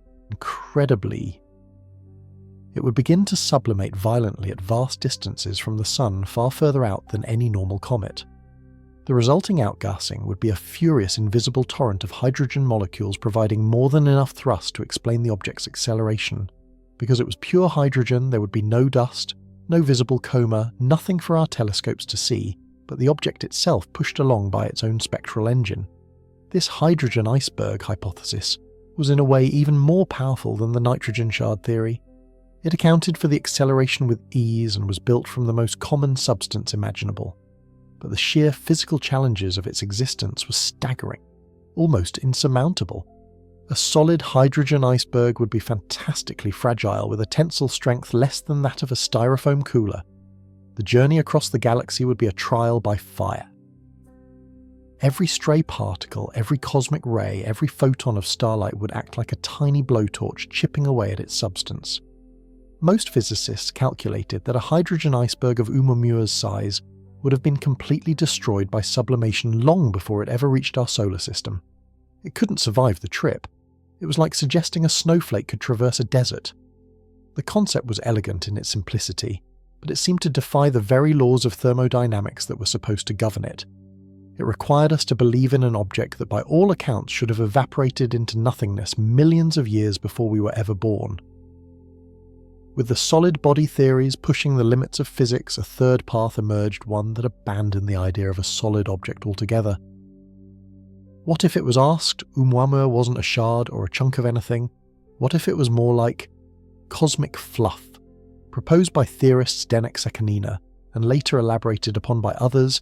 This was the fractal dust aggregate hypothesis. The idea invited us to picture not a rock, but something akin to a celestial dust bunny, or a giant loosely packed snowflake, an object of immense size but almost negligible mass.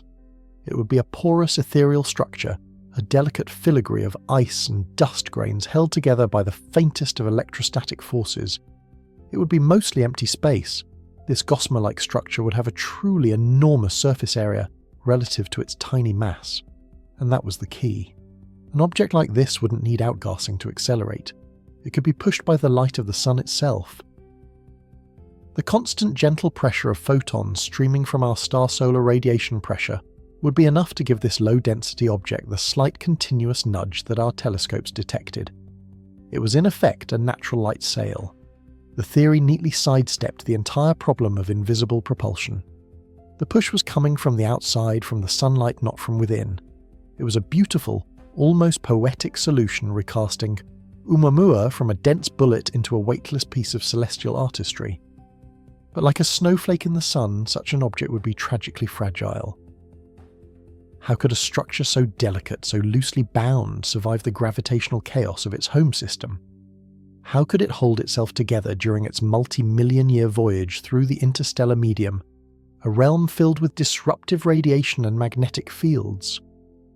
More pointedly, how could it possibly survive its hairpin turn around our sun?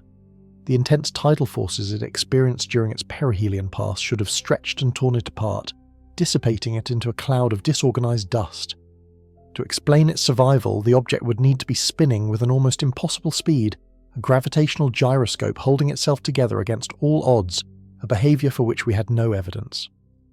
The cosmic dust bunny, like the icebergs before it, seemed to raise more questions than it answered. It was yet another phantom, a bespoke solution tailored to a singular mystery. Here then was the intellectual battlefield. In one corner the alien lights sail an object of known physics, a technology we ourselves are developing, but one that implies an unknown and unproven architect. In the other corner a menagerie of natural phantoms, nitrogen icebergs from shattered exo-Plutos, hydrogen comets from the impossibly cold depths of space, and fractal dust, aggregates of unimaginable fragility. Each of these natural explanations required us to invent a new class of astrophysical object, one for which we have absolutely no other evidence. They were in their own way just as extraordinary as the theory they sought to replace. The scientific process had reached a philosophical impasse. The very soul of the scientific method was being tested. When you have only a handful of photons, a few scant measurements from a retreating speck of light, the data can be twisted to fit almost any narrative you wish to impose upon it. The debate ceased to be purely about the evidence because the evidence was exhausted. It became about something much more human, a clash of priors of foundational beliefs about the universe and our place within it. It became a question of what you were willing to find plausible. Is it more likely that the cosmos contains natural objects of a type we have never before imagined, or that it contains other minds, a possibility we have imagined for millennia? This is the inherent bias of our own experience. We live on a planet teeming with natural wonders, but as far as we know, we are the only technologists. For many scientists, the default position must always be the natural one, no matter how convoluted it becomes. To entertain the alternative is to risk professional ridicule, to step outside the bounds of respectable inquiry. There is a deep-seated conservatism in the scientific establishment, a necessary defense mechanism that prevents the field from being overrun by fantasy and speculation. The maxim is clear: extraordinary claims require extraordinary evidence. But in the strange case of Oumuamua, the evidence itself was extraordinary. The question that lingered in the silence was whether the claim of a nitrogen iceberg, an object we've never seen, and whose existence requires a precise chain of unproven events, was any less extraordinary than a sail. The divide was no longer just about physics or astronomy. It had become a question of epistemology, of how we know what we know, and how we should proceed when confronted by a profound lack of information. Do we default to the explanation that keeps humanity and its creations unique, or do we allow ourselves to consider that the simplest answer might just be the one that feels the most fantastic? The debate became a mirror reflecting our own hopes, our own fears, and the very limits of a scientific method built for a universe we thought we understood. But while the arguments raged in journals and at conferences, the object of all this turmoil was continuing its silent journey. It had offered us a brief tantalizing glimpse into the interstellar ocean, a single frame from a cosmic movie of which we know nothing. Now it was receding, growing fainter with every passing second, taking its secrets with it. We were left behind on the shore holding a handful of ambiguous clues, locked in an intellectual trench warfare over the nature of a messenger who had already departed. We could argue, we could theorize, we could build ever more elaborate models, but we could not call it back. The path ahead was no longer about chasing Oumuamua, for it was lost to us forever. The path now lay in turning our gaze back to the darkness, waiting for the next visitor to emerge from the endless night. And so after this exhaustive journey through the cosmos of possibility, we find ourselves at the edge of an intellectual precipice. We have travelled down every conceivable path of natural explanation. We chased the phantom ghost of outgassing from a comet that showed no coma. We entertained the beautiful yet ultimately flawed vision of a hydrogen iceberg, a cosmic anomaly so fragile it likely could not have survived its journey. We explored the intricate physics of nitrogen shards carving off from some unseen exopluto in the frigid darkness between stars. Each theory, a testament to human ingenuity, rose to explain one piece of the puzzle only to be undone by another. Each elegant model, when held up to the full unblinking glare of all the data, developed cracks revealing inconsistencies it could not contain. The tumbling, the acceleration, the shape, the sheer strangeness. No single natural story could coherently bind them all together. It is a profound and unsettling moment in science when every familiar map leads to a dead end. But what if this isn't a dead end? What if it is a signpost pointing in a direction we have been taught to avoid? A direction considered too fantastic, too steeped in fiction to be real? We are forced now, by the sheer weight of contradictory evidence, to turn and face the most startling hypothesis of all. We must reconsider Oumuamua not as a what, but as a who. We must stop looking for a geological process to explain its existence, and begin to contemplate the chilling, electrifying possibility of an engineering blueprint. To do this, we must completely reframe our perspective. We must take every single anomaly that confounded the natural explanations and ask a new radical question. What if these were not bugs but features? What if these were not accidents of nature but deliberate acts of design? Let us begin with the most fundamental characteristic, its extreme shape. The mathematical models derived from the wild swings in its brightness all converged on an object of unprecedented dimensions, perhaps 10 times as long as it was wide, and potentially extraordinarily thin. A pancake, a cigar, a shard. In a universe of spheres and irregular potatoes, this was a profound aberration. Nature governed by gravity and the chaotic collisions of formation rarely produces such extreme high aspect ratio objects. But engineering does. Consider its form not as a cosmic splinter but as a sail, a light sail. Suddenly the bizarre shape is no longer a problem to be explained away. It becomes the entire point.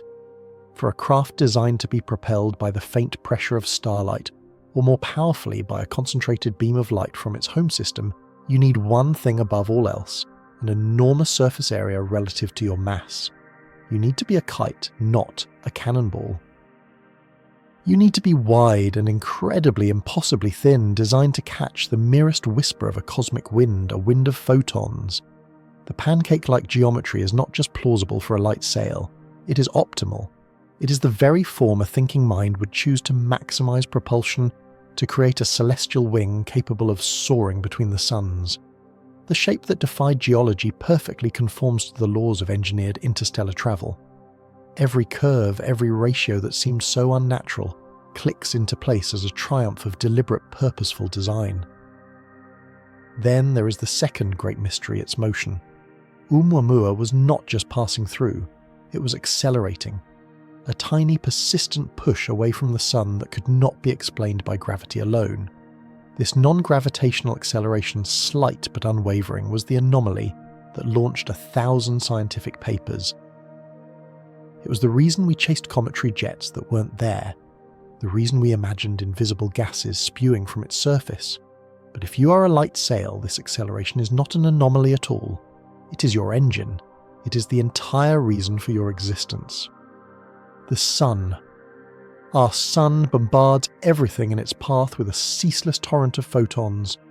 While each particle of light carries an infinitesimal amount of momentum over a vast lightweight surface that pressure accumulates.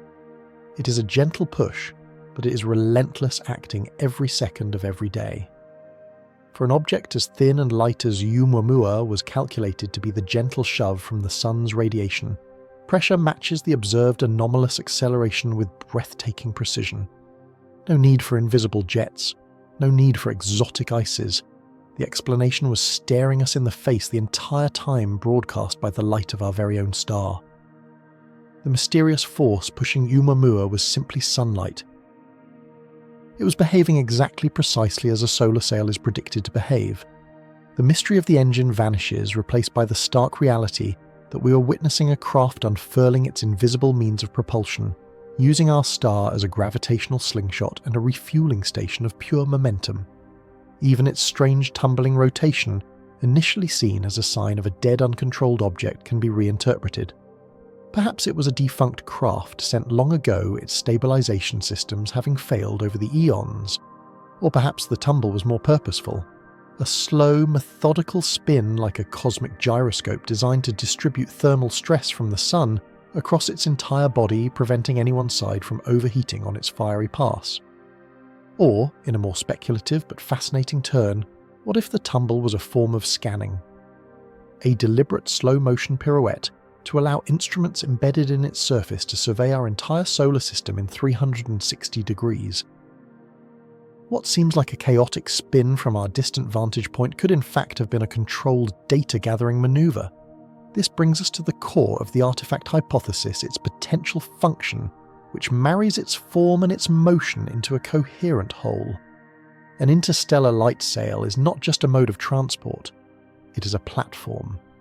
Imagine a craft launched not by cumbersome, inefficient rockets, but by a colossal laser array from its homeworld. A beam of unimaginable power focused on the sail for weeks or months, accelerating it to a significant fraction of the speed of light. Once it reaches cruise velocity, the laser shuts off. The craft then coasts silently through the interstellar void for millions of years, a dormant messenger, a needle cast into the cosmic haystack. It requires no fuel for its journey, only patience. It is the ultimate sleeper agent. Upon entering a new star system like our own, it awakens. The light from our sun begins to act upon its sail, allowing for subtle course corrections and, most importantly, deceleration. Its trajectory was another deep puzzle. It entered our solar system from the direction of Vega, but not from Vega itself.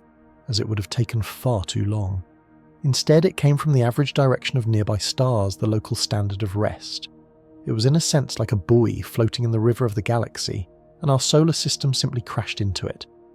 This suggests the object was not aimed at us from a specific place, but was perhaps one of many a network of probes exploring the galaxy, waiting for star systems to drift into their path. And its path through our system was uniquely curious. It passed within the orbit of Mercury, braving the intense heat and radiation, and it crossed the ecliptic, the plane where all the planets orbit remarkably close to Earth. If you were designing a flyby mission to get a broad overview of a star system, and a particularly good look at its most promising life-bearing world, you would design a trajectory almost identical to the one Oumuamua took. It was a path of maximum information for minimum effort. But how could such a thing collect data? We detected no radio signals, no transmissions of any kind. This is where the paradigm shift in our thinking must be total. We are used to probes bristling with antennas, cameras and spectrometers, active power-hungry instruments. But a civilization capable of launching interstellar craft may have mastered a far more elegant, more sophisticated technology, passive collection. The very body of the craft could be the instrument. Imagine its vast thin surface is not just a sail, but a sensor, a membrane embedded with molecules that change state when struck by certain particles. As it flies through our system, it is bombarded by solar wind interstellar dust micrometeorites. Each impact is a data point recording the composition and density of our corner of space. Its surface could function like a giant piece of photographic film, passively recording the chemical and isotopic signatures of our solar system. The changes in light and shadow as it passed the planets, the subtle gravitational tugs from Jupiter and the Sun, all of this could be recorded in the physical structure of the craft itself to be read later by its creators should it ever return or be retrieved. It wouldn't need to phone home, it would be the message a physical letter carrying a detailed postmark from our Sun. This explains the utter silence. It was not broadcasting because it did not need to. It was listening, tasting, feeling our solar system with its very skin. A cosmic reconnaissance drone on a mission of silent, patient observation. For years, this remained an extraordinary yet unproven hypothesis, an elegant story, but one without a final corroborating chapter. This is now beginning to change. The new evidence that elevates this theory from fascinating speculation to a scientifically rigorous contender is not a single photograph or a decoded message.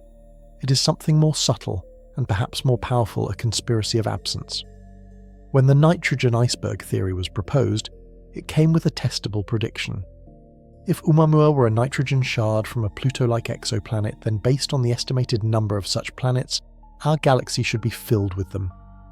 Calculations suggested that survey telescopes like Pan-STARRS, the very telescope that found Oumuamua, should be detecting several of these interstellar nitrogen icebergs every single year. We had found one, so we should have found many more since. So astronomers kept watching. The years ticked by. The surveys grew more powerful, their gaze more penetrating, and they found nothing. Not a single object with Oumuamua's extreme characteristics has ever been seen again. The predicted flood of similar natural objects never materialized. This statistical silence is deafening. The absence of evidence is becoming evidence of absence. It strongly implies that whatever Oumuamua was, it does not belong to a large common population of natural objects. It belongs to a population of one. It is statistically speaking an outlier, a singleton, something unique. And in cosmology, when an object is unique, we must seriously consider whether it was made, not born. The argument is further bolstered by contrast. Just 2 years after Oumuamua's visit, we received a second interstellar guest, 2I Borisov. And Borisov was everything Oumuamua was not. It was a classic comet, large and fuzzy, with a clearly visible tail of dust and gas. It behaved exactly as our theories of comets predicted. Borisov was beautifully, reassuringly normal. It was a piece of nature, wild and untamed, hurled from another star.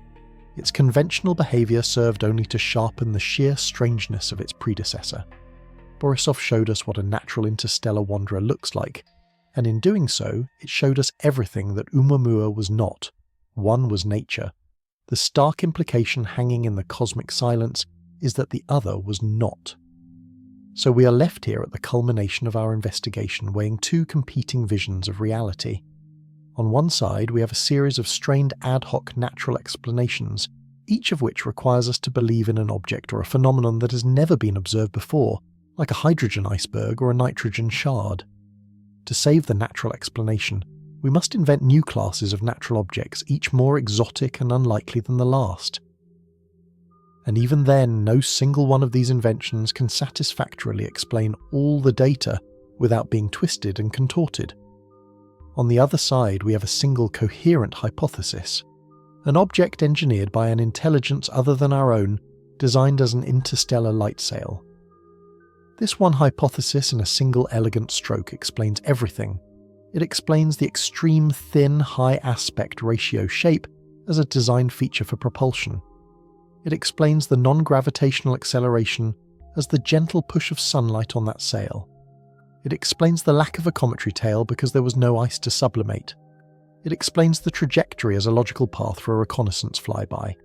It explains the silence as the signature of a passive data-gathering technology.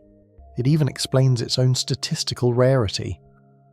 The principle of Occam's razor tells us to favour the simplest explanation. But the simplest explanation is not always the one that feels most familiar.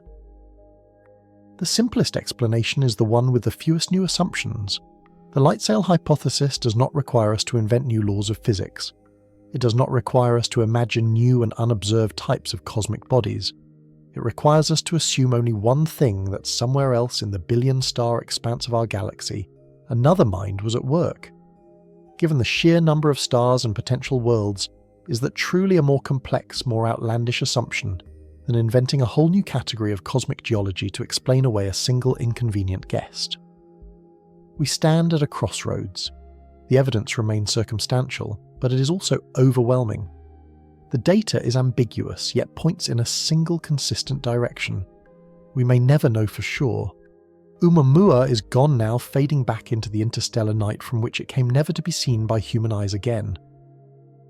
It offered us a brief, tantalizing glimpse, a single frame in a cosmic movie, and left us with the bewildering, world-altering task of figuring out what we just saw. But based on the totality of the evidence, based on the failure of every natural explanation to fit all the facts and the shocking perfect fit of the artificial explanation, we must now confront the most profound conclusion in human history. The most coherent, the most parsimonious, and the most intellectually honest explanation for this celestial enigma is that we have been visited. A piece of technology, ancient and silent, sailed through our solar system, a message in a bottle from a distant unknown shore, proving that we are not, and perhaps have never been alone. The implications of this conclusion are not merely scientific, they are existential. They will echo through our art, our philosophy, our religions, and forever reshape our understanding of our place in the universe. Because if there is one, there are more. The silence of the galaxy has been broken not by a shout, but by a whisper on the solar wind. And so the phantom departs. The cosmic ghost has passed, leaving in its wake not physical traces, but a turbulent sea of questions that now lap at the shores of our certainty. For 14 fleeting days, our telescopes, our greatest instruments of cosmic reason, were fixed upon a mystery that refused to conform, a whisper from the void that grew into a scientific roar. We tracked it, we measured it, we debated it with a fervour reserved for discoveries that threatened to rewrite the very textbooks we hold dear. Oumuamua, the scout from a distant unknown star, has now vanished back into the interstellar dark from whence it came, forever beyond our reach. It offered us no definitive answers. It gave us no final, unambiguous signal. Instead, it left behind something far more valuable and infinitely more unsettling, a profound and permanent transformation in how we look at the sky. Before its arrival, the space between the stars was a theoretical abstraction, a desolate emptiness we knew intellectually must be crossed by wandering debris, but we never truly felt it. We never expected a visitor. Now the empty spaces have a presence. The darkness feels watchful. The silence seems filled with potential. The journey we have just taken together following this enigmatic traveller was more than a simple astronomical detective story. It was a mirror held up to our own scientific process, reflecting both our incredible ingenuity and our inherent limitations. We witnessed the beautiful, chaotic dance of discovery in real time.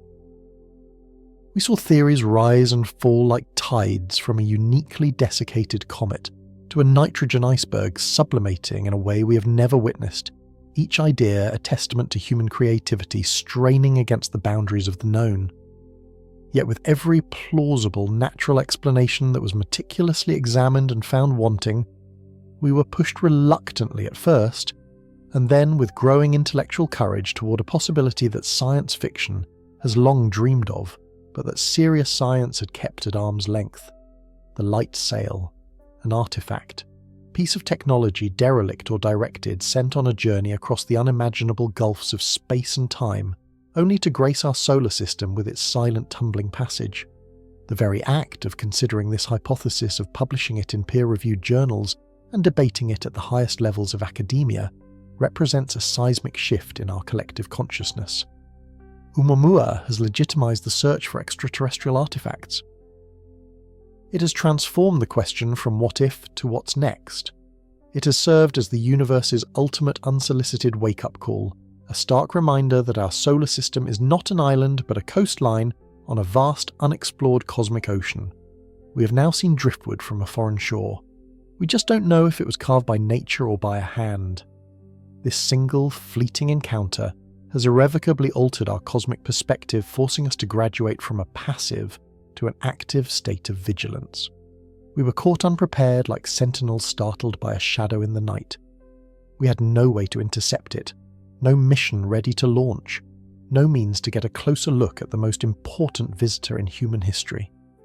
We could only watch frustrated as it accelerated away, taking its secrets with it. That frustration has now galvanized into a global mission. We have learned our lesson. We will not be caught off guard again.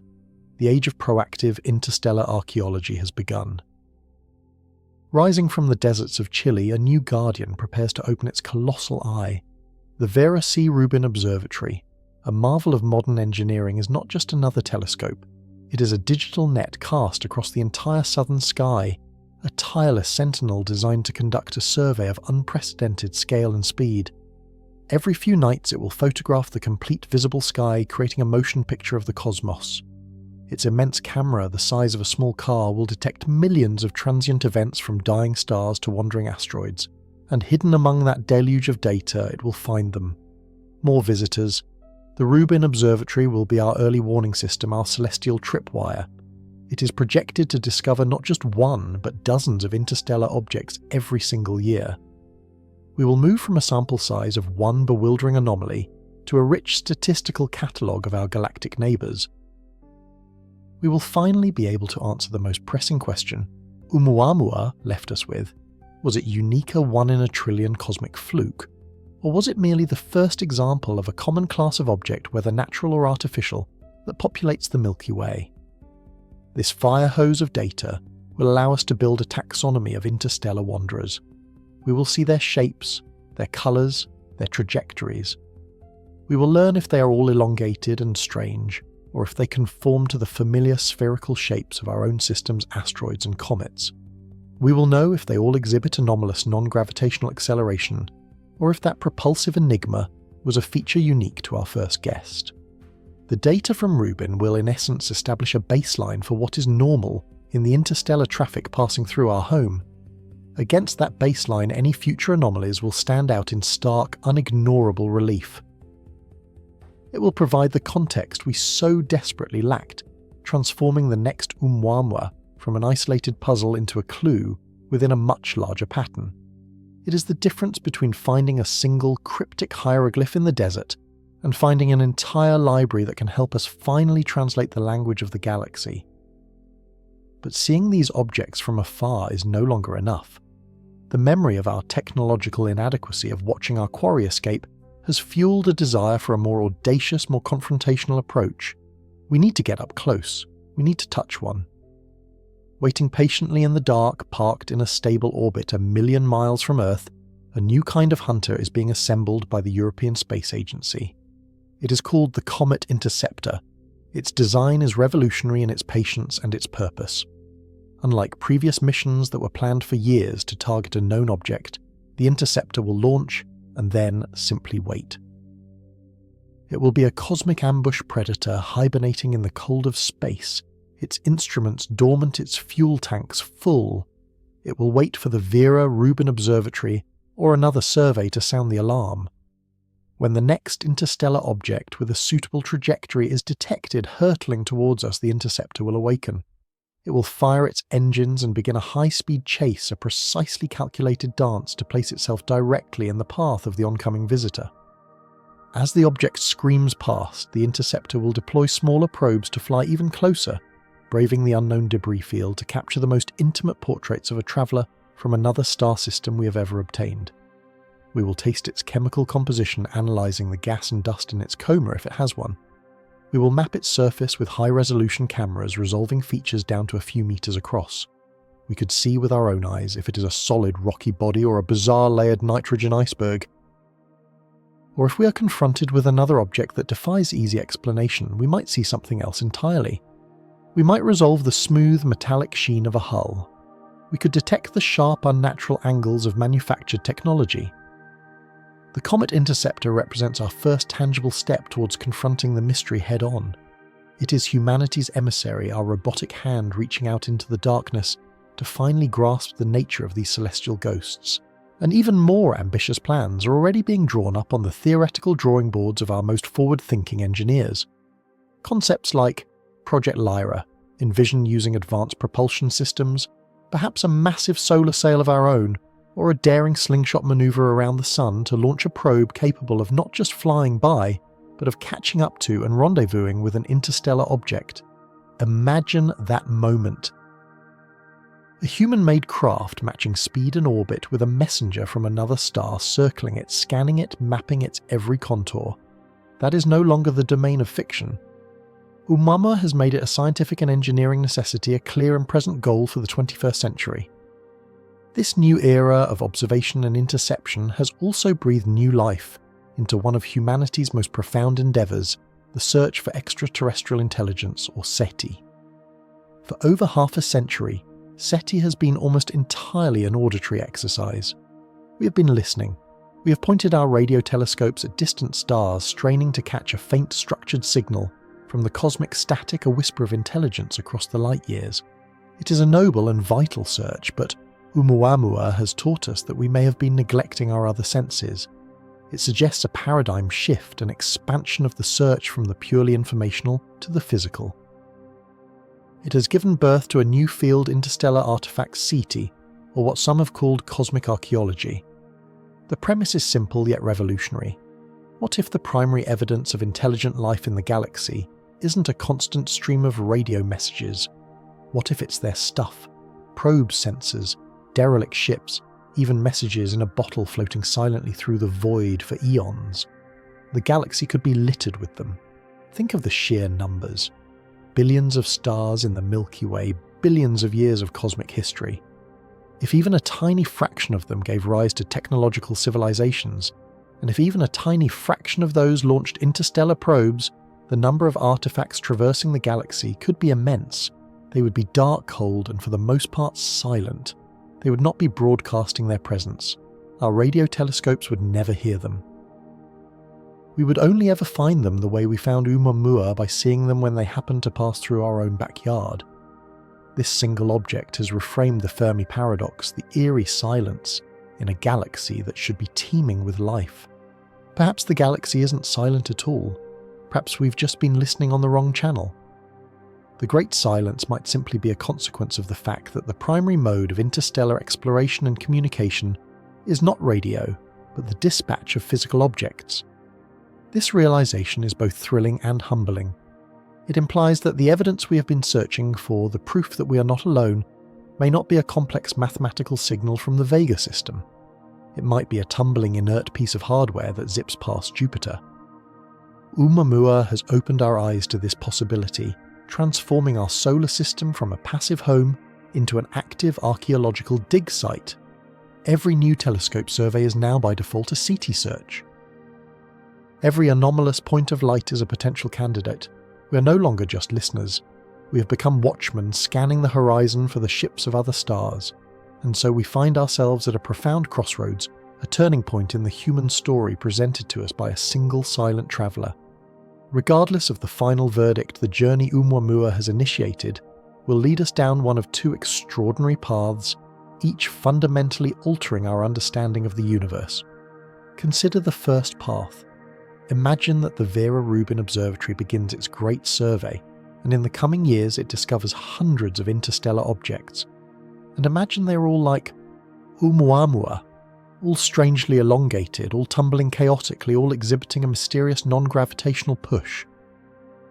Imagine that the comet interceptor successfully chases one down and finds that it is indeed a solid hydrogen or nitrogen iceberg, a type of cosmic body our theories had never predicted formed in the ultra-cold outer protoplanetary disks of other stars. What a universe that would reveal! It would mean that our understanding of how planetary systems form and what they are made of is radically incomplete. It would unveil a hidden chapter of cosmic evolution, a new category of matter that is apparently common throughout the galaxy, yet entirely absent from our own home system. This discovery would in its own right be a revolution in planetary science and astrophysics. It would be a humbling reminder that our one solar system is not the universal template, and that the cosmos is capable of a diversity and a strangeness that constantly outstrips our imagination. We would be forced to redraw our maps of the universe not because of aliens, but because nature itself is infinitely more creative than we ever gave it credit for. It would be a universe filled with wonders we are only just beginning to catalogue. Now consider the second path. Imagine the Rubin Observatory finds hundreds of new visitors, but they are all mundane. Just as our theories predict, they are icy cometary bodies, or simple rocky asteroids clearly distinguishable from our first enigmatic scout. They trail trails of gas and dust. They follow the elegant, predictable arcs of gravity. They do exactly what they are supposed to do. In this scenario, Oumuamua becomes even more anomalous. It stands alone, a singular exception to a newly established rule. And then one day, the alarm sounds again. Another object is detected moving with that same slight, inexplicable acceleration. The chase is on. A mission, a successor to the comet interceptor, is launched. It makes its rendezvous, and its cameras send back an image that will forever divide human history into two distinct eras, the time before we knew and the time after. The image is not of a rock, it is not of an iceberg, it is of something forged, something with structure, with purpose, with design. In that single moment, the oldest and most fundamental question ever posed by our species, are we alone, would be answered, and the answer would be no. That confirmation would be the most profound discovery in human history, an event that would ripple through every aspect of our civilization, our religions, our philosophies, our arts, our very sense of self. It would be a message of staggering importance delivered not through a complex radio signal, but through the simple, undeniable presence of a piece of drifting technology. It would mean the evidence has already arrived. This is the legacy of Oumuamua. It is not an answer, but a perfect, tantalizing and world-changing question. It has forced us to confront both possibilities with equal scientific rigor and intellectual honesty.